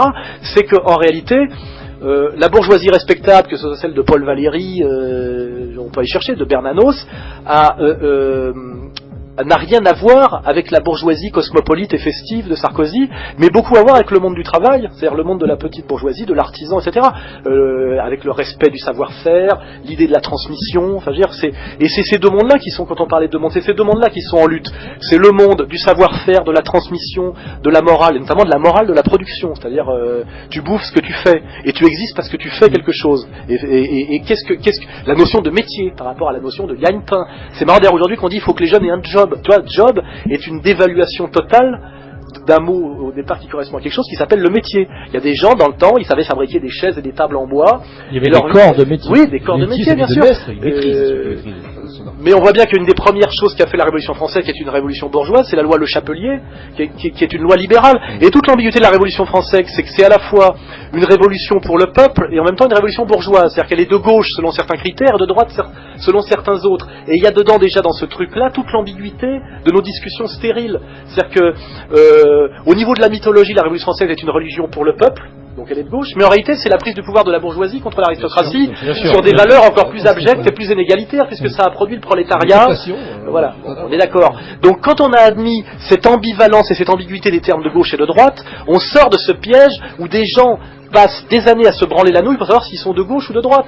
Et moi, quand j'entends quelqu'un que je respecte par ailleurs, comme Martial Bill, dire nous sommes la vraie droite, je veux dire, la vraie droite, ça ne veut rien dire. Vous êtes la droite des valeurs. Et la droite des valeurs a tout à voir avec la gauche du travail. C'est la même vision du monde. Et c'est ce qu'on appelle la France, d'ailleurs. Et la France de Charles Péguy. La France qui peut transcender le lutisme de classe. C'est-à-dire, où à un moment donné, des gens peuvent accepter une certaine hiérarchisation parce que cette vision du monde peut produire des élites légitimes. Et non pas, et le vrai problème que j'ai moi, en tant que mec de gauche, historiquement et marxiste, c'est que je ne supporte pas les élites illégitimes. Je ne vois pas pourquoi j'obéirais à quelqu'un qui ne me semble pas compétent, et je ne vois pas pourquoi mes parents se seraient saignés aux quatre veines pour que des parasites puissent aller faire du ski à Courchevel, tu vois ce que je veux dire. C'est tout ça. Et ce monde auquel nous aspirons tous, je crois, ce monde sain, qui ressemble un peu à un monde idéal d'ailleurs de chevalerie, qui a à voir avec certaines mythologies celtes, j'en sais rien, c'est un monde d'échelle humaine, qui peut expliquer d'ailleurs pourquoi il y a eu la chouannerie. Parce qu'un monde, je vais finir sur ce sujet, un monde où l'aristocratie était locale et remplissait sa fonction historique, sa fonction historique était considérée comme légitime par la paysannerie locale, et ce monde fonctionnait en harmonie, et ne voyait pas du tout pourquoi faire une révolution. Or, à Paris, la révolution était crédible à cause de Versailles, de ce qu'avait fait Louis XIV. On est d'accord. Et à un moment donné, c'est-à-dire que l'aristocratie peut être défendue au nom de la chouannerie bretonne, mais mise à bas si c'est, comment dirais-je, le libertarisme, pas libertarisme d'ailleurs, le libertinage, qui est un peu la même chose, versaillais. Et le problème, c'est donc de quelle monarchie parlons-nous, de quelle gauche parlons-nous, de quelle droite parlons-nous. Donc je ne suis pas ni pour ni contre, je suis pour le bien contre le mal. Et en permanence, il faut redéfinir où est le mal, où est le diable, qui sont les bons, qui sont les méchants. Et c'est une histoire qui est en permanence renouvelée, et la tragédie, c'est d'avoir toujours une lecture de retard sur le réel. C'est un antifascisme de retard, un anti-royalisme de retard, un anticommunisme de retard, et c'est ça le gros travail, tu vois. On l'a évoqué, on parlait des rapports humains, on parlait du rapport au travail. On a une question d'un auditeur qui demande ce que tu penses de la décroissance. Moi, c'est une question que je me pose. Il est évident qu'aujourd'hui, le monde moderne arrive au bout de sa promesse eschatologique, et qu'on est face à un échec. C'est-à-dire qu'aujourd'hui, la vraie question philosophique, c'est la remise en question du progressisme, de l'idéologie du progrès. Et le progrès est dépassé, quoi. Est-ce que le progrès, finalement, c'est tant progressiste que ça? Et moi, j'en parle même au sein du Front, j'ai dit, au moment, il faut arrêter de parler uniquement en termes de PIB. Je veux dire, on est dans un monde, la France, depuis les années 60, nous démontre que l'augmentation du pouvoir d'achat peut s'accompagner de la baisse de qualité de vie.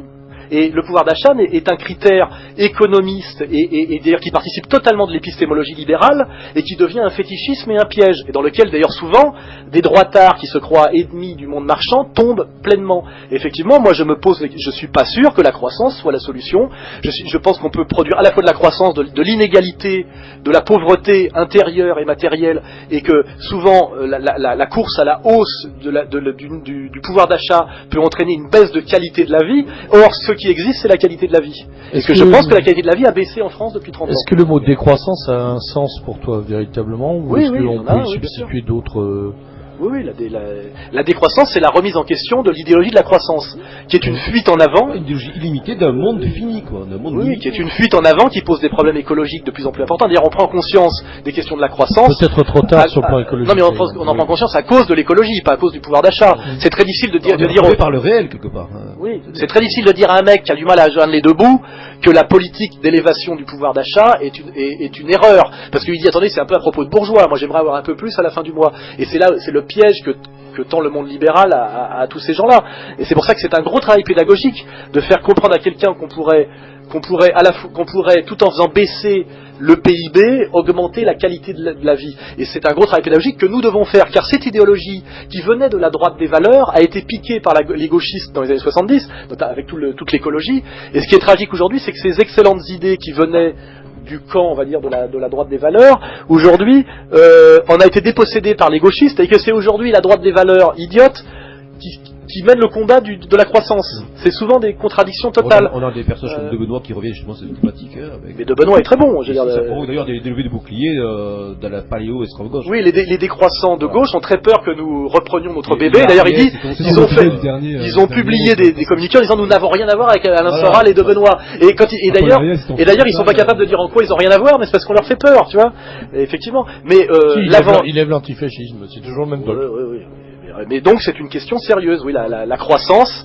D'abord, pourquoi on parle de croissance? Parce que comme on ne remet jamais en cause la redistribution, comment dirais-je, de la valeur ajoutée, pour qu'on puisse augmenter le pouvoir d'achat des salariés, il faut qu'on soit en croissance continue pour ne pas renier la part du capital. Donc déjà, ça veut dire qu'on pourrait très bien augmenter le pouvoir d'achat des milieux populaires sans augmenter la croissance, si les détenteurs du capital acceptaient de rééquilibrer un peu le rapport capital-travail. Ça s'appelle la participation. Ça s'appelle ce qu'on veut, mais en tout cas on n'en parle jamais. C'est pour ça que la croissance, c'est la solution dans la mesure où les riches ne veulent jamais rien donner. Tu vois ce que je veux dire? Donc il faut forcément que cette part donnée au salariat soit la part de la croissance. Alors qu'on pourrait très bien imaginer une croissance zéro, un enrichissement des classes moyennes et populaires, simplement parce que on sait très bien que on sait très bien que le rapport capital-travail n'a fait qu'aller en faveur du capital depuis les années 70. Et ça aussi c'est de la lutte des classes, excusez-moi. C'est que le rapport de force a évolué et qu'il y a eu énormément de gains de productivité depuis 30 ans au fruit de restructuration de chômage, et que systématiquement ces gains de productivité sont allés au capital et jamais à ceux qui les avaient produits, parce que les gains de productivité sont produits par les ITC, les ingénieurs techniciens cadres. Là, excusez-moi, c'est l'école marxiste qui ressort. Donc il y a une immoralité dégueulasse dans tout ça, c'est que plus les travailleurs font des efforts pour travailler plus et à meilleur rendement, plus la valeur ajoutée qu'ils produisent va au capital, et plus le capital s'en sert pour les foutre au chômage. Et ce qui est dramatique, c'est qu'avec la logique des fonds de pension, quand une entreprise se fait repérer par les fonds de pension parce que justement elle a un haut taux de valeur ajoutée, les mecs se jettent sur elle, exigent encore plus et licencient. Ce qui veut dire que être performant, c'est se mettre en danger. C'est-à-dire qu'on est dans une logique très absurde, très immorale, dont tout le monde annonce d'ailleurs la chute. On pourrait parler de la théorie de la monnaie, du dollar flottant absolu, etc. On voit bien qu'on est dans un système qui est moralement absurde et qui même devient absurde par rapport à ses propres fondamentaux. On le voit bien. Le problème, c'est combien de temps ça va durer encore, on n'en sait rien. Pour l'instant, on subit ça absolument, et on est dans une période où les résistances à cette logique libérale, c'est ça dont on parle, sont tombées pratiquement partout, parce qu'avant, il y avait quand même la gauche pour lutter contre, plus que l'extrême droite d'ailleurs, qui était un peu piégée par son côté, son origine bourgeoise, et la gauche a renoncé à la critique du capital, faut pas oublier, c'est une période intéressante. C'est pour ça que, c'est ce que fait Marine en ce moment, c'est intéressant, que la mouvance nationale reprenne ce travail critique de l'économie libérale et de ses violences, qui est un des héritages du camp de la droite des valeurs, au moment où la gauche bobo ne le fait absolument plus. Ça me paraît stratégiquement très intéressant, moralement nécessaire et politiquement efficace. Voilà. Et c'est ce qu'on fait en ce moment. C'est pour ceux qui veulent savoir ce que je fais au Front National, notamment, j'amène ce discours critique qui n'était pas trop dans la tradition du Front, parce que on va dire la bourgeoisie des valeurs ayant été vaincue par l'économie déteste la catégorie qui l'a vaincu. C'est-à-dire que le truc du Hobro, c'est je ne fais pas d'économie, c'est un truc de bourgeois. Malheureusement, à un moment donné, tu dois connaître l'outil, c'est très compliqué, mais tu dois maîtriser l'outil qui a provoqué ta défaite. C'est la logique qui amène la mutation du Japon au début la révolution, machin. Là, voilà. Et moi je dis, au front, on devrait avoir une formation d'économiste sérieux, et pour ça il faut lire Marx, parce que la critique du libéralisme comme processus global, l'auteur, le penseur qui le fait de manière la plus fine et la plus profonde, c'est Karl Marx. Donc c'est pour ça que je dis, on peut être totalement anticommuniste, on peut même avoir des raisons historiques d'être anticommuniste, notamment par rapport à l'URSS. Ce n'est pas pour autant qu'il faut s'abstenir de lire la critique géniale qu'a fait Marx du libéralisme comme processus historique global. Voilà, et c'est ce que De Benoît a parfaitement compris. Marx faisait-il la critique du libéralisme contemporain ou du libéralisme tel qu'il était à l'époque? J'ai répondu, il fait la critique du libéralisme en tant que processus. Un processus, c'est une logique dynamique. Donc quand on a compris les fondements, on voit en gros où ça va. D'ailleurs, Marx s'est pas beaucoup trompé. Il parle de concentration du capital, il passe de baisse tendancielle du taux de profit. Je veux dire, tout ça existe. On voit bien qu'on est dans une logique de fusion-acquisition exponentielle pour lui, qui est une fuite en avant par rapport à une fragilisation. Ça ressemble.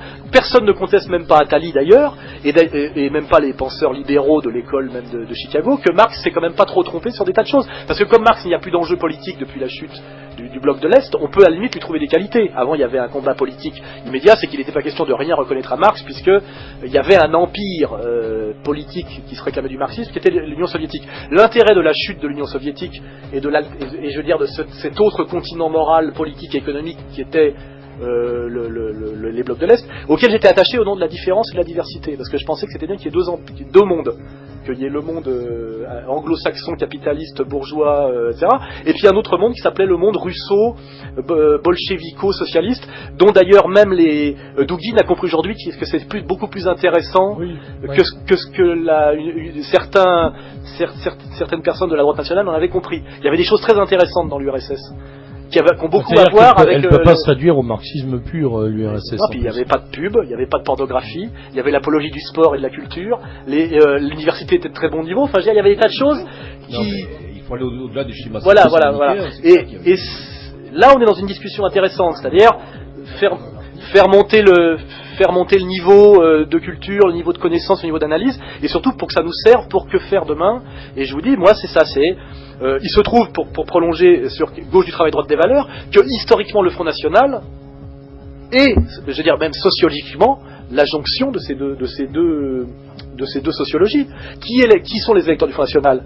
Les déçus de la gauche bobo, issus de la gauche du travail, c'est-à-dire les anciens communistes, et les déçus de la droite des valeurs, et déçus par la droite d'affaires. C'est-à-dire que c'est un travail qui est d'autant plus facile à faire, que le Front incarne cette idéologie gauche du travail, droite des valeurs, c'est sa réalité sociologique même. C'est-à-dire que le Front National, c'est cette gauche populaire et cette droite populaire. C'est déjà ça. Donc là, on est dans le passage de l'en-soi au pour-soi. Il suffirait juste que ce que Le Pen a incarné physiquement, comme Jean Gabin peut incarner cette dualité, parce que c'est un peu ça.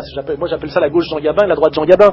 Jean Gabin jeune, c'est Le Jour se lève, c'est le prolo qui a des couilles, et on voit très bien dans Le Jour se lève, c'est magnifique. Et puis à la fin, ça devient le patron de PME, qui est un ancien prolo qui s'est élevé tout seul par sa capacité de travail, et c'était un ouvrier respectable qui est devenu un patron respectable.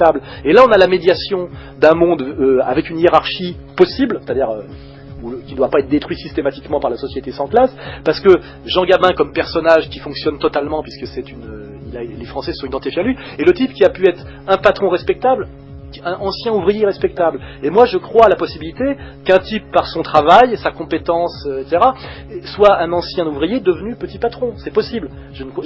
C'est en ça où je suis un peu libéral au sens de Le Pen, au sens tocquevillien, c'est qu'il n'est pas normal, un monde où un type ne peut pas s'élever par son travail est un monde horrible. Et là on comprend pourquoi à un moment donné il a fallu construire un mur à Berlin, parce qu'il y a peut-être des mecs qui avaient envie de quitter ce genre de monde, ça je le comprends tout à fait.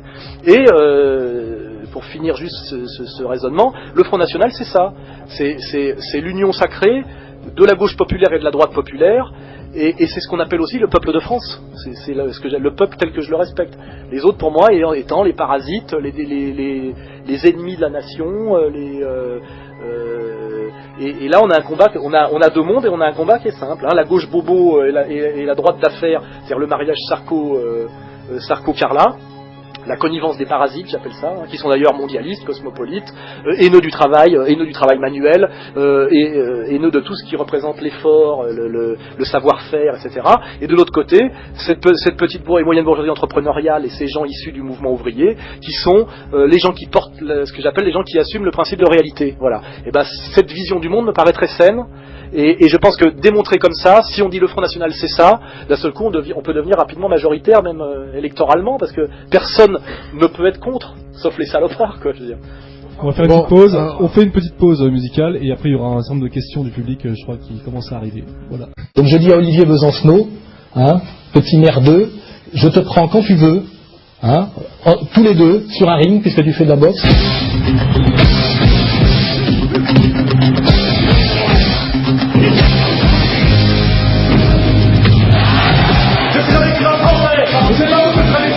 C'est ton vrai prénom, Steven? Oh, par contre, je viens de prendre quand tu veux hors caméra. Voilà. Alain Soral. Ce soir de 22h à minuit dans l'émission Derrière ta porte sur Radio Mondiale. C'est une proposition. Nous reprenons l'émission donc Derrière ta porte tous les mardis soirs de 22h à minuit sur Radio Bandiranera. Nous avons commencé le 12 janvier, nous sommes maintenant le 13 janvier. Février, pardon. Excusez-moi. Voilà, nous sommes toujours avec Alain Soral. Nous avions quelques questions du public en vrai. Du public en vrai. Oui, alors j'ai posé une question un peu bête, mais comme vous faites de la politique, vous allez être confronté à de nombreux imbéciles. Dans votre discours, est-ce que vous reconnaissez la compatibilité parfaite de l'islam avec la société occidentale française? Ça ne pose pas de problème pour vous? Si, bien sûr, ça en pose beaucoup. Bien sûr que ça en pose. Il faut les problèmes que ça pose. Il faut les résoudre. Et comment les résoudre? Alors, moi je suis toujours pareil. Nous avons en France un problème quantitatif avec l'islam. Ce qui est déjà pas pareil, il y a un problème qualitatif. C'est-à-dire que nous avons beaucoup de musulmans en France parce qu'il y a une immigration, on va dire, incontrôlée. Donc déjà, je commence par phénoménologie avant la logique. Je suis hégélien. Pourquoi y a-t-il autant de musulmans en France? Parce qu'il y a beaucoup d'immigrés. Voilà. Donc déjà, il faut arrêter de faire venir des immigrés, c'est clair. Après, qui les a fait venir et pourquoi, c'est aussi une question. Donc là, moi, j'essaie d'être précis. Je dis ces gens-là ne sont pas venus d'eux-mêmes. On les a fait venir. C'est pas une conquête militaire avec un projet. C'est des gens que Giscard et Chirac, donc les élus de notre bonne droite à nous, ont fait venir via le regroupement familial, et souvent d'ailleurs ces gens-là ne voulaient pas venir, et il y a eu des accords de gouvernement à gouvernement, même parfois des mecs étaient plus ou moins raptés dans les villages, enfin je veux dire c'est une histoire dégueulasse, pour faire baisser les coûts de production, pour casser aussi la puissance du mouvement ouvrier français, C'est à l'époque, dans les décennies 70-80, oui. Ils viennent d'eux-mêmes aujourd'hui. Oui d'accord, mais ça commence par ça, après, et on est dans la logique d'immigration de peuplement, donc là on peut imaginer effectivement que les gens qui sont à la tête de notre pays ont comme un espèce de projet étrange de remplacer progressivement la population française, ce qui est assez inquiétant. Sans doute peut-être parce qu'elle n'est pas assez obéissante par rapport à un projet qui est un projet de gouvernance mondiale, sans doute, qui est le projet de Monsieur Monnet dès l'après-guerre, et de Monsieur Schuman, etc. Enfin, c'est clair. Donc là-dessus, je suis très inquiet. Après, je fais remarquer donc que l'islam est un problème quantitatif. On parle aujourd'hui d'islam, on ne parle pas tellement des bouddhistes, pas à cause des valeurs de l'islam, mais parce qu'il y en a beaucoup, et qu'en plus il y en a beaucoup dans le sous-prolétariat, et qui posent des problèmes et sociaux, et d'ailleurs, et ethniques, et idéologiques. Et là, je ne suis pas dans le monodéterminisme, je me branle pas pour savoir s'il faut dire que c'est un problème social, ou un problème ethno-culturel. C'est les deux mon général. Et ça se surajoute. Donc on a des gens qu'on avait fait venir normalement pour travailler et il n'y a plus de travail, dans des cités dortoirs qui ne sont viables en termes d'urbanisme que si ce sont des cités dortoirs, c'est-à-dire qu'on rentre fatigué du travail, mais si d'un seul coup on ne travaille plus et qu'on tient les murs toute la journée, et que ça crée ce qu'on appelle une névrose sociale, qui peut s'appeler aussi la délinquance, chez les adolescents pleins de testostérone, enfin, je veux dire, on peut faire cette sociologie. Et ça produit aujourd'hui ce qu'on appelle objectivement une catastrophe, c'est-à-dire des gens qui sont là, qui n'aiment pas la France, que les Français n'aiment pas, qui coûtent très cher au pays, parce que ça c'est certain, et d'aujourd'hui on dit on va mettre des milliards d'euros, on ne sait pas où on va les prendre, pour en mettre quelques-uns au travail, alors qu'en plus il n'y a pas de travail. Je veux dire, c'est délirant. Voilà. Et en plus ils n'ont pas envie de travailler, personne n'a trop envie de travailler, eux non plus, on est dans une société de la Starac, etc.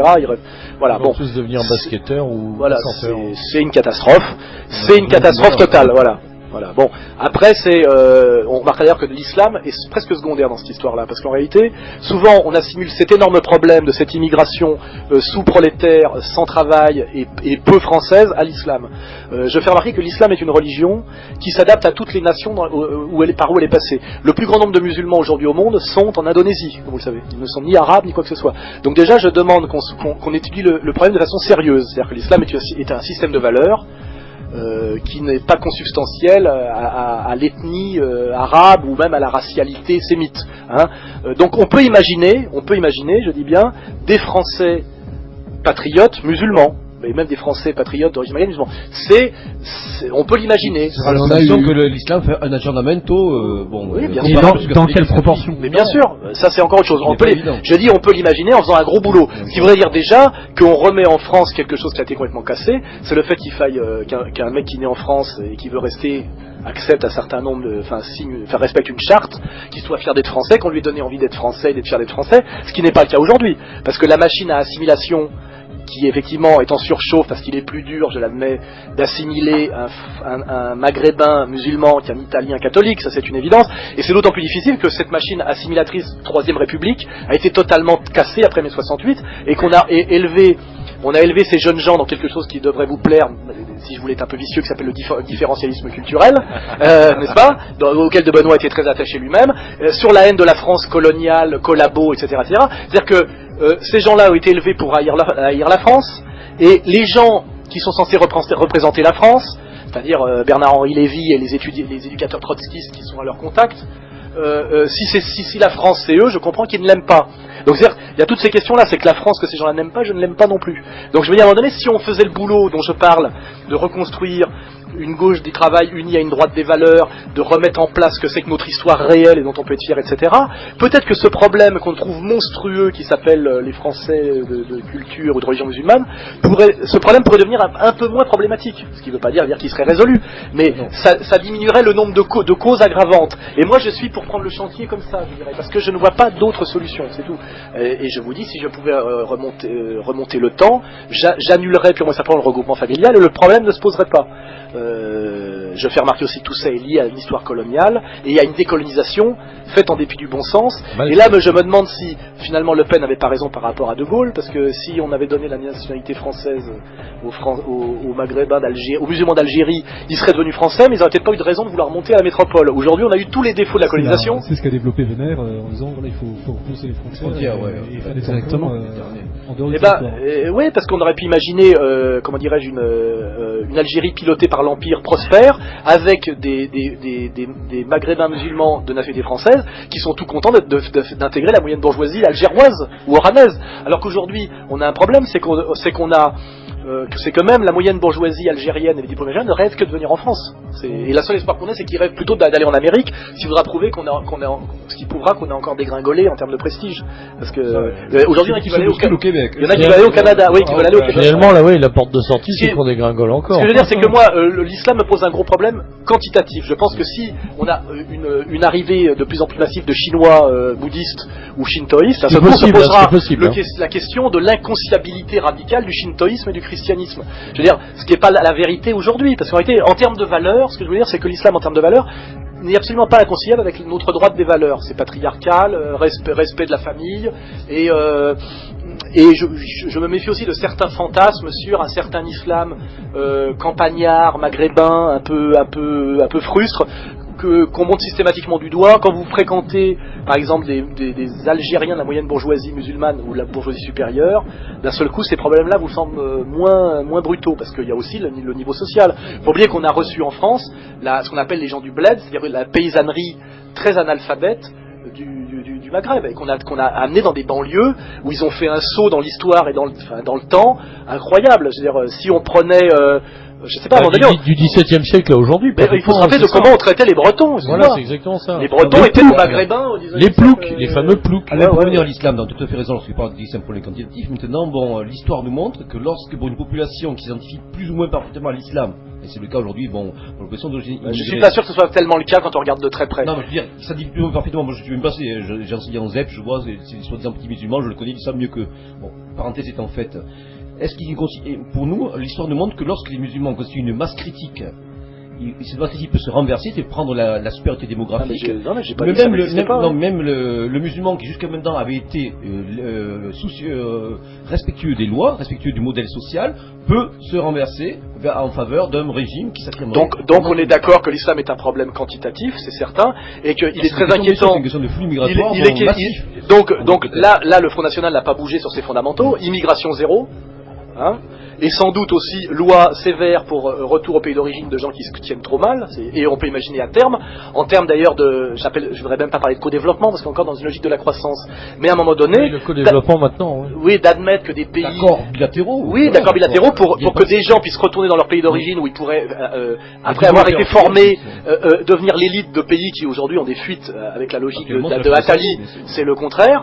Tout ça effectivement, si on s'approchait du pouvoir de manière raisonnable, on pourrait mettre ça en place par tranches successives, mais annoncer la Reconquista comme ça de but en blanc, c'est le meilleur moyen de ne jamais y arriver, entre guillemets, si je voulais être un peu stratège. En revanche, il est évident que on peut imaginer à un moment donné, si on fait ce travail intelligent, respectueux et en prenant le problème exactement avec toutes ses composantes, à un moment donné, une idée comment dirais-je, de reflux migratoire coordonné et voulu, avec des types qui sont originaires du Mali, très contents, formés et même boursiers et même aidés de devenir les élites d'un Mali qui en a besoin, sans qu'il y ait besoin de violence, de charter, de discours de haine racialiste, etc.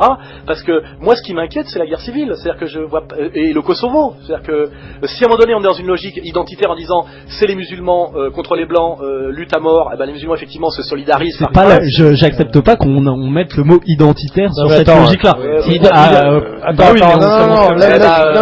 Non, mais vas-y, ta petite chatte. C'est un adjectif. C'est un adjectif. En l'occurrence, c'est mon beefsteak. Non, c'est pas ton beefsteak. J'ai pas parlé de mot identitaire registered. J'ai parlé d'une logique, on va dire identitaire. Le mot n'appartient pas aux identitaires. C'est-à-dire que le danger, c'est le cause. On arrive, parce que moi, ce qui me fait peur, c'est effectivement la marge de manœuvre est étroite, c'est le danger en dérive de guerre civile, et l'idée, c'est-à-dire qu'on arrive à la République islamique de Seine-Saint-Denis, parce qu'effectivement ils sont majoritaires, parce qu'ils ne sont absolument pas français, parce qu'on est dans le différentialisme intégral, parce que la République il a admis et y a renoncé, qu'à un moment donné c'est eux les plus nombreux là-bas, et puis effectivement ça c'est terrifiant, vous voyez. On a des prémices en Angleterre d'ailleurs Ce qui veut dire d'ailleurs que le système anglo-saxon ne marche pas mieux que le système assimilationniste français, car parce qu'il y a des gens parce qu'ils ont largement autant de problèmes que nous avec leurs musulmans. Ça commence à arriver en Angleterre, alors que ça a toujours, grâce au Commonwealth, ça a toujours été absolument neutre, jusqu'à l'affaire d'Irak, la deuxième guerre d'Irak, et quand le gouvernement anglais est parti en guerre avec Bush, sur une guerre qui n'était pas fondée.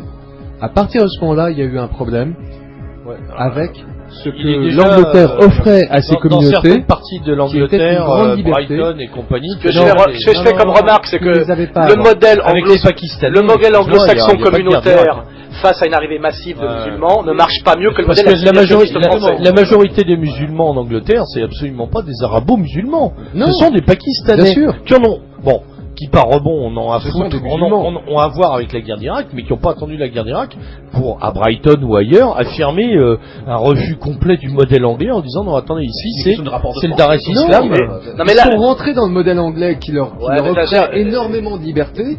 Simplement, à partir du moment où il y a eu une guerre... Si on revient aux causes premières, qui veut absolument du métissage et qui trouve normal que les populations aient vocation à être déracinées, que finalement... Quelques bobos. Oui, voilà. Quelques bobos.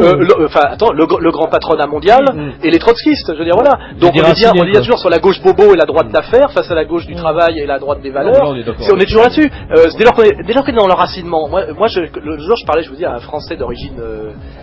maghrébine et musulmane, j'ai dit tu es d'où toi? Il me dit je suis berrichon. Il m'avait baisé.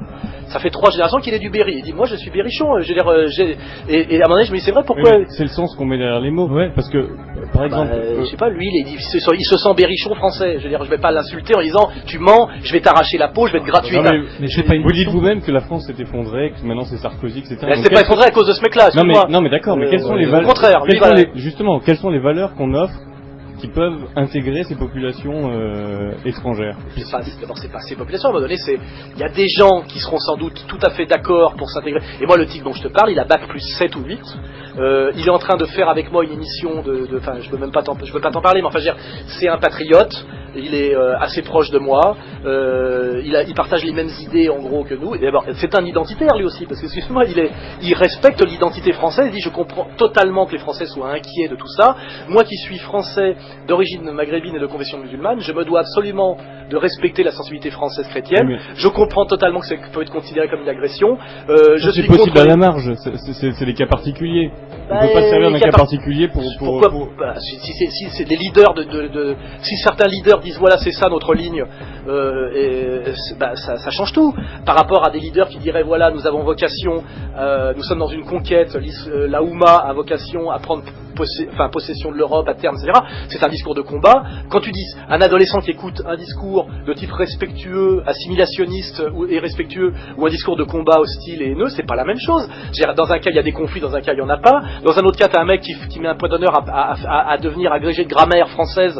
Tu vois, le mec il parle un français incroyable, il est habillé impeccablement et il connaît l'histoire du Berry sur le bout des doigts. C'est pas le même problème. Contre modélisme, c'est pas forcément tenir un discours haineux aussi, et un discours de combat. Je veux dire, on a un discours avant tout positif. D'abord d'affirmation de notre ethnos, dans le respect des autres, dans leur développement normal. C'est toujours la même chose. C'est qu'à un moment donné, historique. Si une communauté qu'on identifie de manière aussi c'est un peu abstrait, identitaire de tous les pays, unissez-vous. On est dans ces logiques-là, de la différenciation contre l'indifférencié, contre l'homogénéisation mondiale. Ces gens-là sont là. Donc ceux qui sont le plus complices du mondialisme, et qui sont d'ailleurs des libéraux et des mondialistes, sont les voyous de banlieue, les IVA, les rappeurs, etc. C'est sûr. Donc moi c'est pour ça que si on revient sur l'islam, moi j'ai remarqué un truc, c'est qu'en banlieue, les plus intelligents et les plus aptes à comprendre nos problèmes et à les respecter, donc à respecter la France et à admettre que la France est un pays qui a une histoire, des racines, comme avait dit De Gaulle, etc.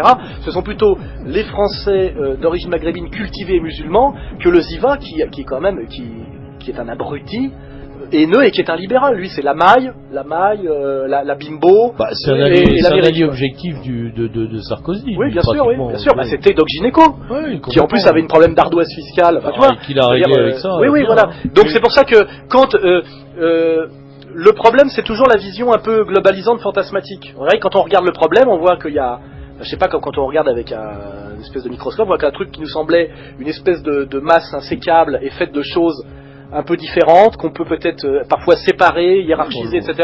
Et le problème devient, parce qu'il est posé correctement, peut-être gérable. Voilà. Or, il y a une manière de poser le problème qui induit la réponse, c'est que c'est foutu. Voilà. Nous avons une énorme masse de musulmans. Ils font partie de la Oumma Islamia. Ils ont tous la même idéologie. C'est une idéologie de conquête qui s'appelle le djihad.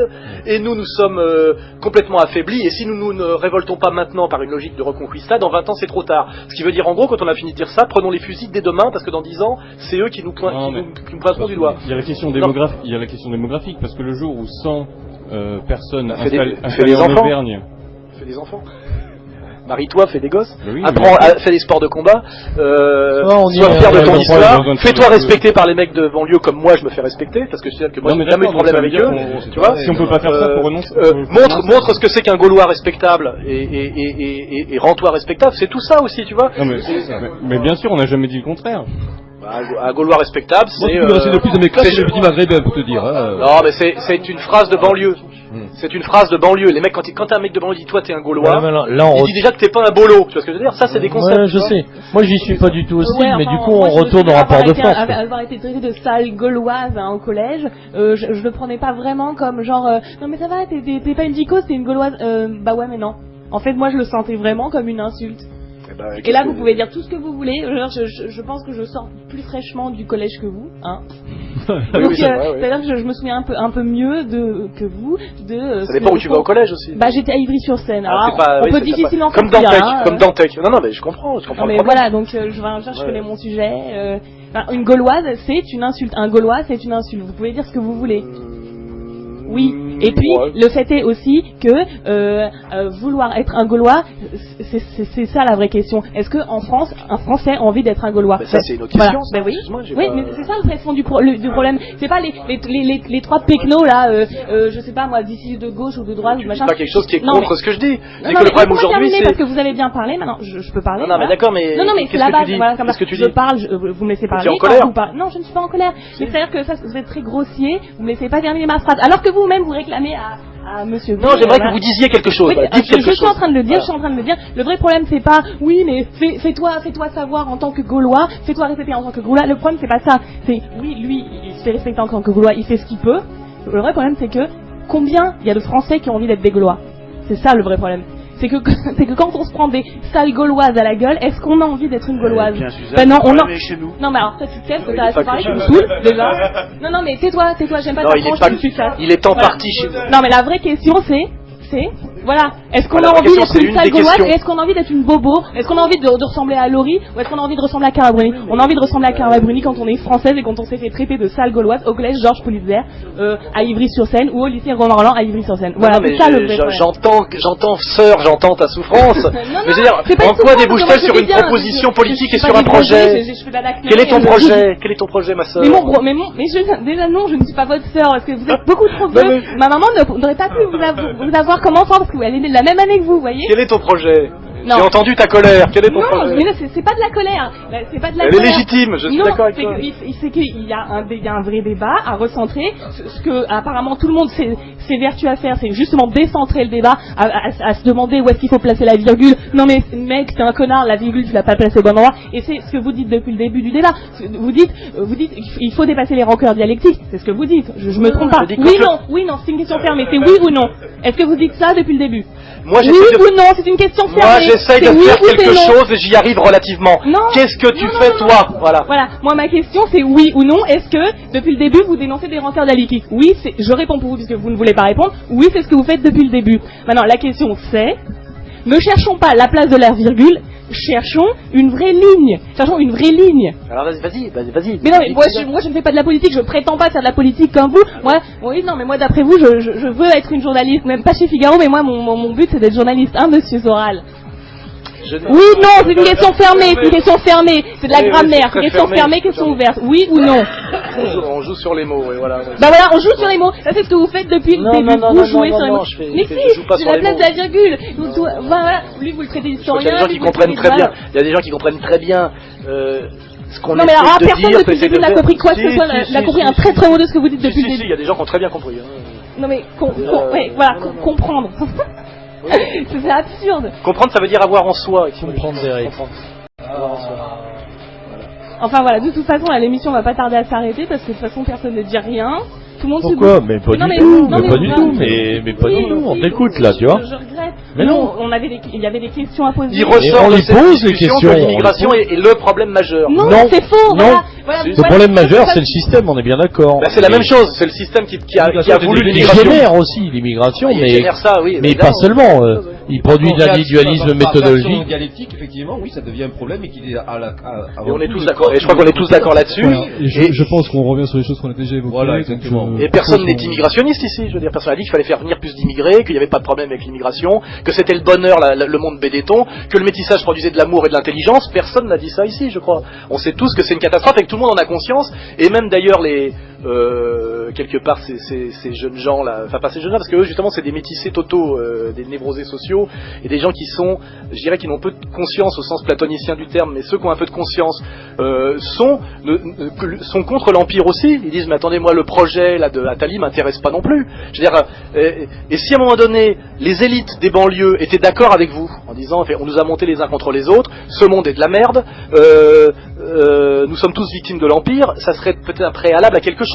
C'est-à-dire que pour l'instant, de dire j'en ai marre de me faire manquer de respect par des connards de banlieue, ce que je comprends totalement, parce que j'ai un peu vécu ça avant toi. Le problème c'est qu'on se fait traiter de connards par les connards de banlieue, mais aussi par les bourgeois parisiens, par les élites bien pensantes. Vous voyez, en fait, en gros, on est le dindon de la farce, c'est abject. Et pourquoi vous me dites ça à moi? J'ai écrit des bouquins pour qu'on j'ai écrit noir sur blanc tout ça, qu'on avait le droit de réaffirmer qu'on était français, que les IVA c'était des connards, que les éducateurs gauchistes c'était des connards. Je veux dire, je ne suis pas Bernard-Henri Lévy, moi. Je veux dire, vous m'en voulez à moi. On dit pratiquement la même chose. Je vous en veux à vous parce que vous n'avez pas écouté, vous n'avez écouté personne. Enfin, vous m'avez pas écouté moi, et ça c'est trop vexant. Non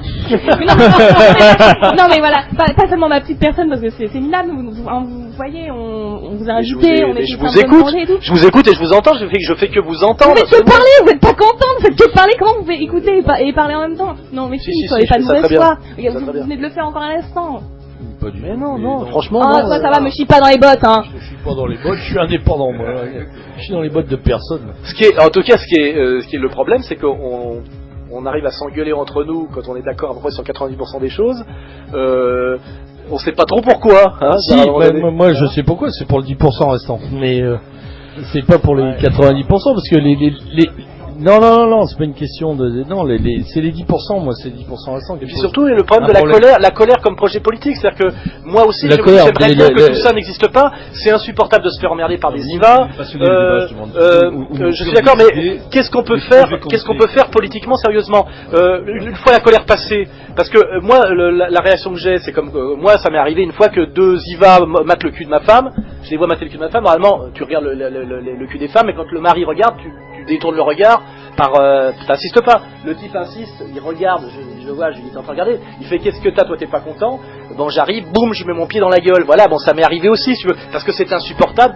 2 petits merdeux en survêtement qui nient ta réalité, qui nient ce que ton être, qui te manque. C'est du fascisme, on va dire. C'est pour employer un bon mot, tu vois. Et c'est insupportable. Je suis d'accord avec toi. Le problème, c'est que passer cette colère assez impuissante, qu'est-ce qu'on fait? Alors il y a la réaction de Dantec qui part au Québec, et là sur des ondes, etc. Il dit faut tuer tous les musulmans avec un M16 en ayant fumé 12 pétards.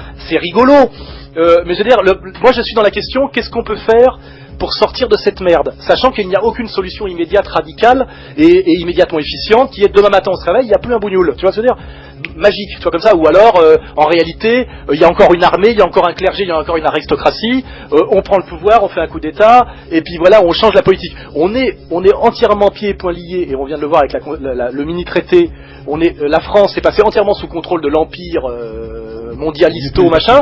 La volonté de cet empire, c'est la libre circulation des capitaux, des marchandises et des hommes. C'est ce qu'on appelle le métissage obligatoire et le nomadisme généralisé de Attali. On est face à cette violence énorme, dont d'ailleurs les jeunes gens dont tu parles ne sont que des instruments. Tu vois ce que je veux dire? À la limite, les mépriser vraiment, ça serait dire qu'en fait que ce sont des choses. Tu vois ce que je veux dire? Ils sont des choses dans cette histoire, tu vois. Ils ne se pensent même pas eux-mêmes. Ils n'ont même pas décidé d'être d'horribles petits cons délinquants. Ils ont été pondus, ils ont été chiés, tu vois ce que je veux dire.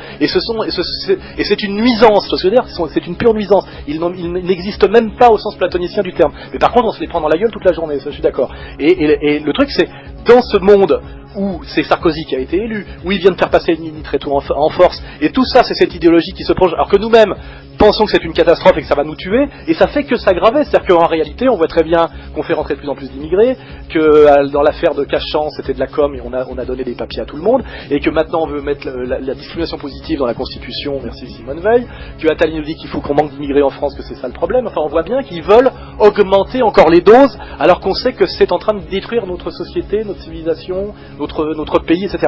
Et là, cette question, c'est celle qui nous est posée à tous.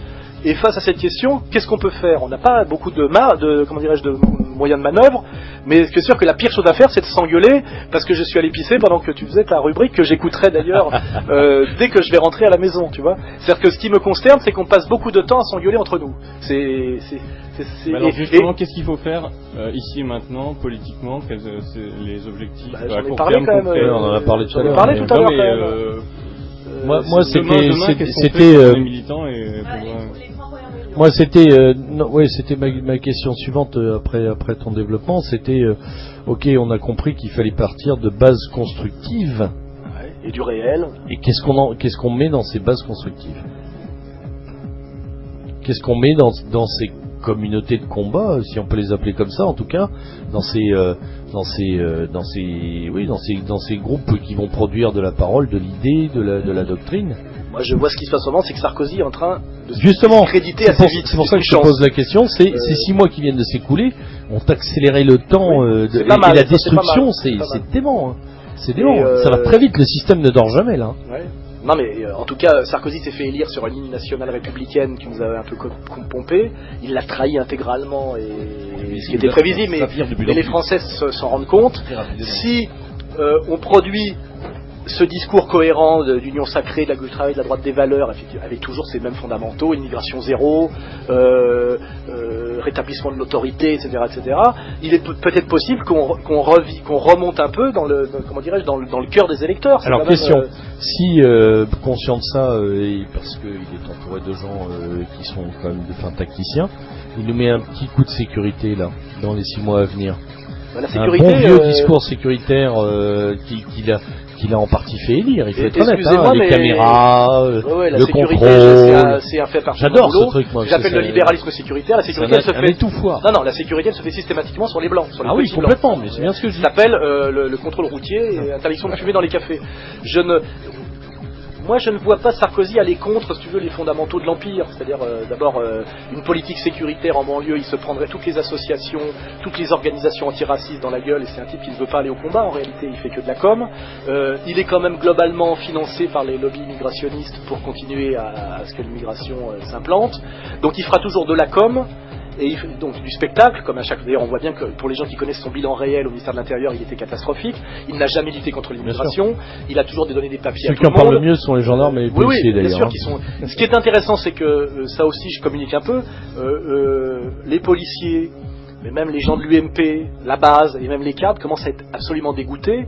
Et il y a quand même, j'espère un jour qu'il y aura un sursaut, c'est-à-dire que les types commencent à ne plus pouvoir obéir tellement c'est insupportable, et que nous, la seule chose qu'on peut faire, c'est produire le discours cohérent et qui nous rende crédibles en termes d'alternatives, de montrer d'ailleurs qu'on est la seule alternative réelle.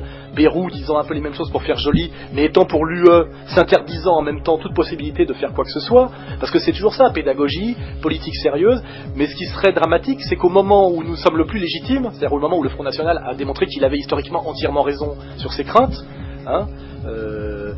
ce serait que à ce moment-là le front disparaisse ou se mette à changer de discours et à faire ce que le PC a fait quand il s'est fait bouffer par le PS à partir de 80, alors que la lutte des classes devenait effective, de plus en plus visible et radicalisée en termes de liquidation où on a vu tous ces SDF venir des zones détruites. C'est-à-dire que moi ce qui me ferait peur c'est ça, c'est que le front, je pense d'ailleurs qu'il est en train d'y échapper.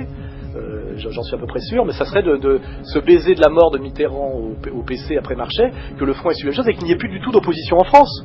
Parce que on vit encore dans le luxe là presque, avec un Le Pen qui peut encore ouvrir un peu sa gueule, et même Marine qui a une fenêtre. On pourrait imaginer que nous n'ayons plus que cette radio alternative en gros, comme sous Staline où à un moment donné il n'y a pas, c'est orwellien quoi, le système en termes de contrôle, il n'y a plus rien. Il y a une logique de dissidence.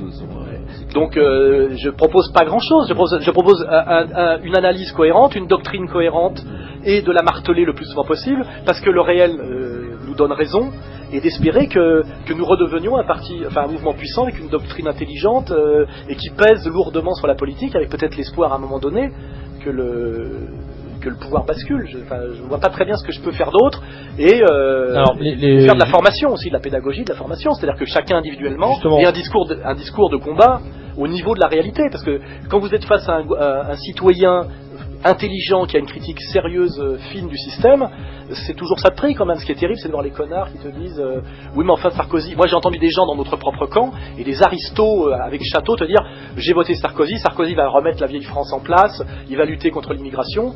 On a quand même 1 million de mecs de chez nous qui sont allés voter pour lui. Ouais, donc ils pleurent maintenant. Donc faire de la formation, voilà. Enfin, malheureusement je peux pas tellement proposer plus. J'ai pas de solution magique. Alors.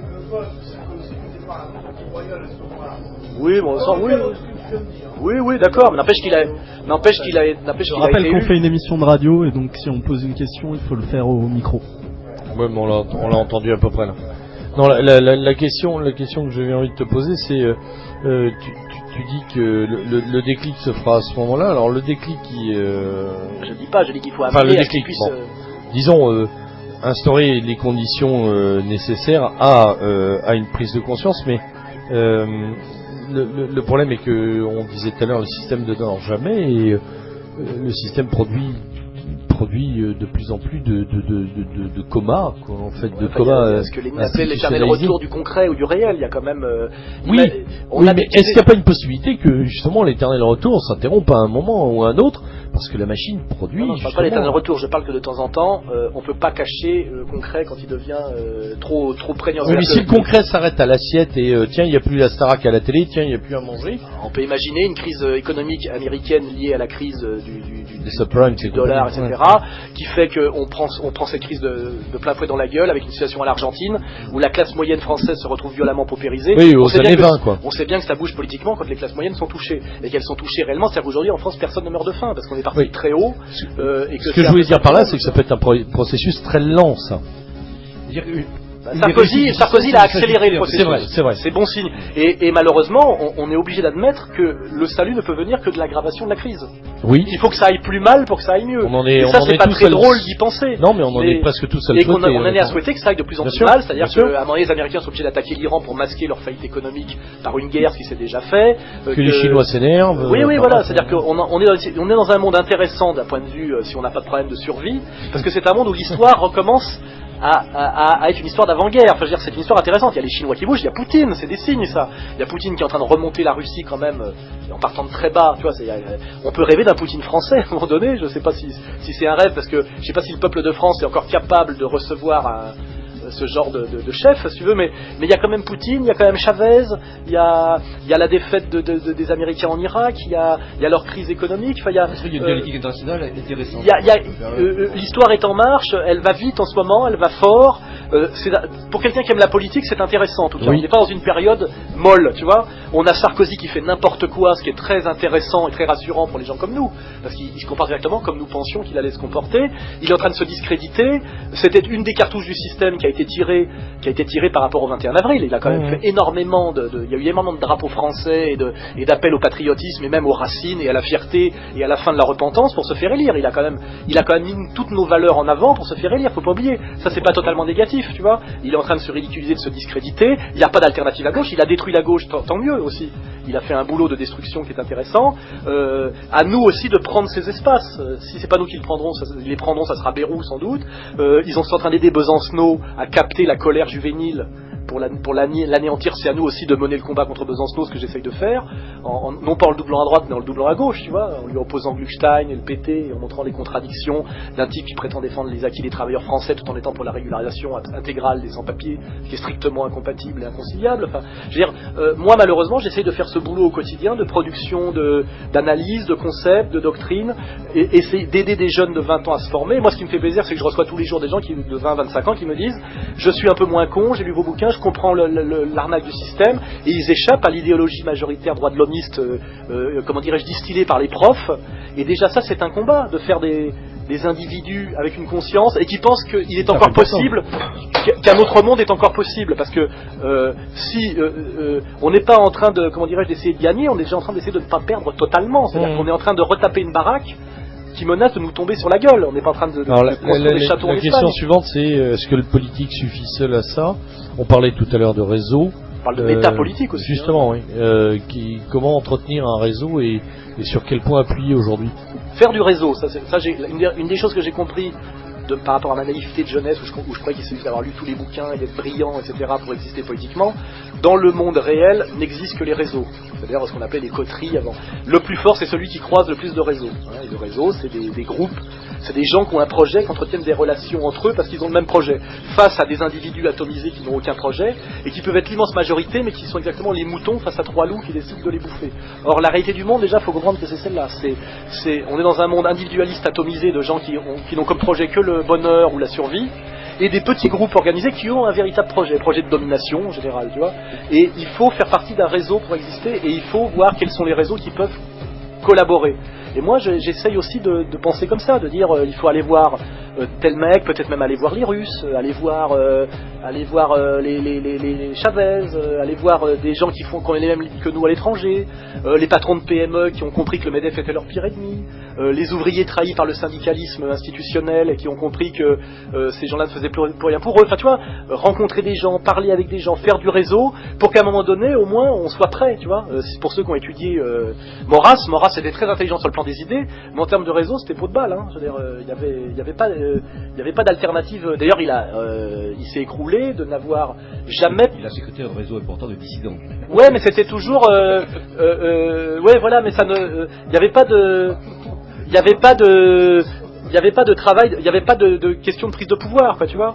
D'ailleurs, je dis pas que nous, on est mieux barrés, mais il y a des élites en France, il y a encore des grands commis de l'État, il y a des gens qui ont une vision colbertiste, il y a des gens qui travaillent aujourd'hui pour le système sarkozyste, qui sont dégoûtés, qui sont compétents, et qui n'osent pas bouger par peur, mais qui, si ça bougeait un peu, à un moment donné, s'ils sont identifiés, enfin il faut lire, je sais pas, technique du coup d'État, de Malaparte, etc. Enfin, il faut, peut-être que c'est ce travail-là, humblement, qu'il faut faire, c'est faire du réseau, savoir qui serait d'accord un jour pour participer à quelque chose de l'ordre d'une aventure politique et qui sont dans la machine, parce qu'il y a beaucoup de gens dans la machine qui sont dégoûtés et qui sont dans l'armée, dans la haute fonction publique, des gens qui sont des patriotes, souvent grâce au jacobinisme d'ailleurs, qui sont des grands commis de l'État conscients avec une vision de l'État qui n'est pas du tout, parce que je veux dire, si le jacobinisme aujourd'hui, si vous n'aimez pas le jacobinisme, Sarkozy et cette vision-là du monde l'a complètement liquidé. Je veux dire, le jacobinisme est un ennemi qui a été terrassé depuis longtemps, non pas par nous, mais par le camp.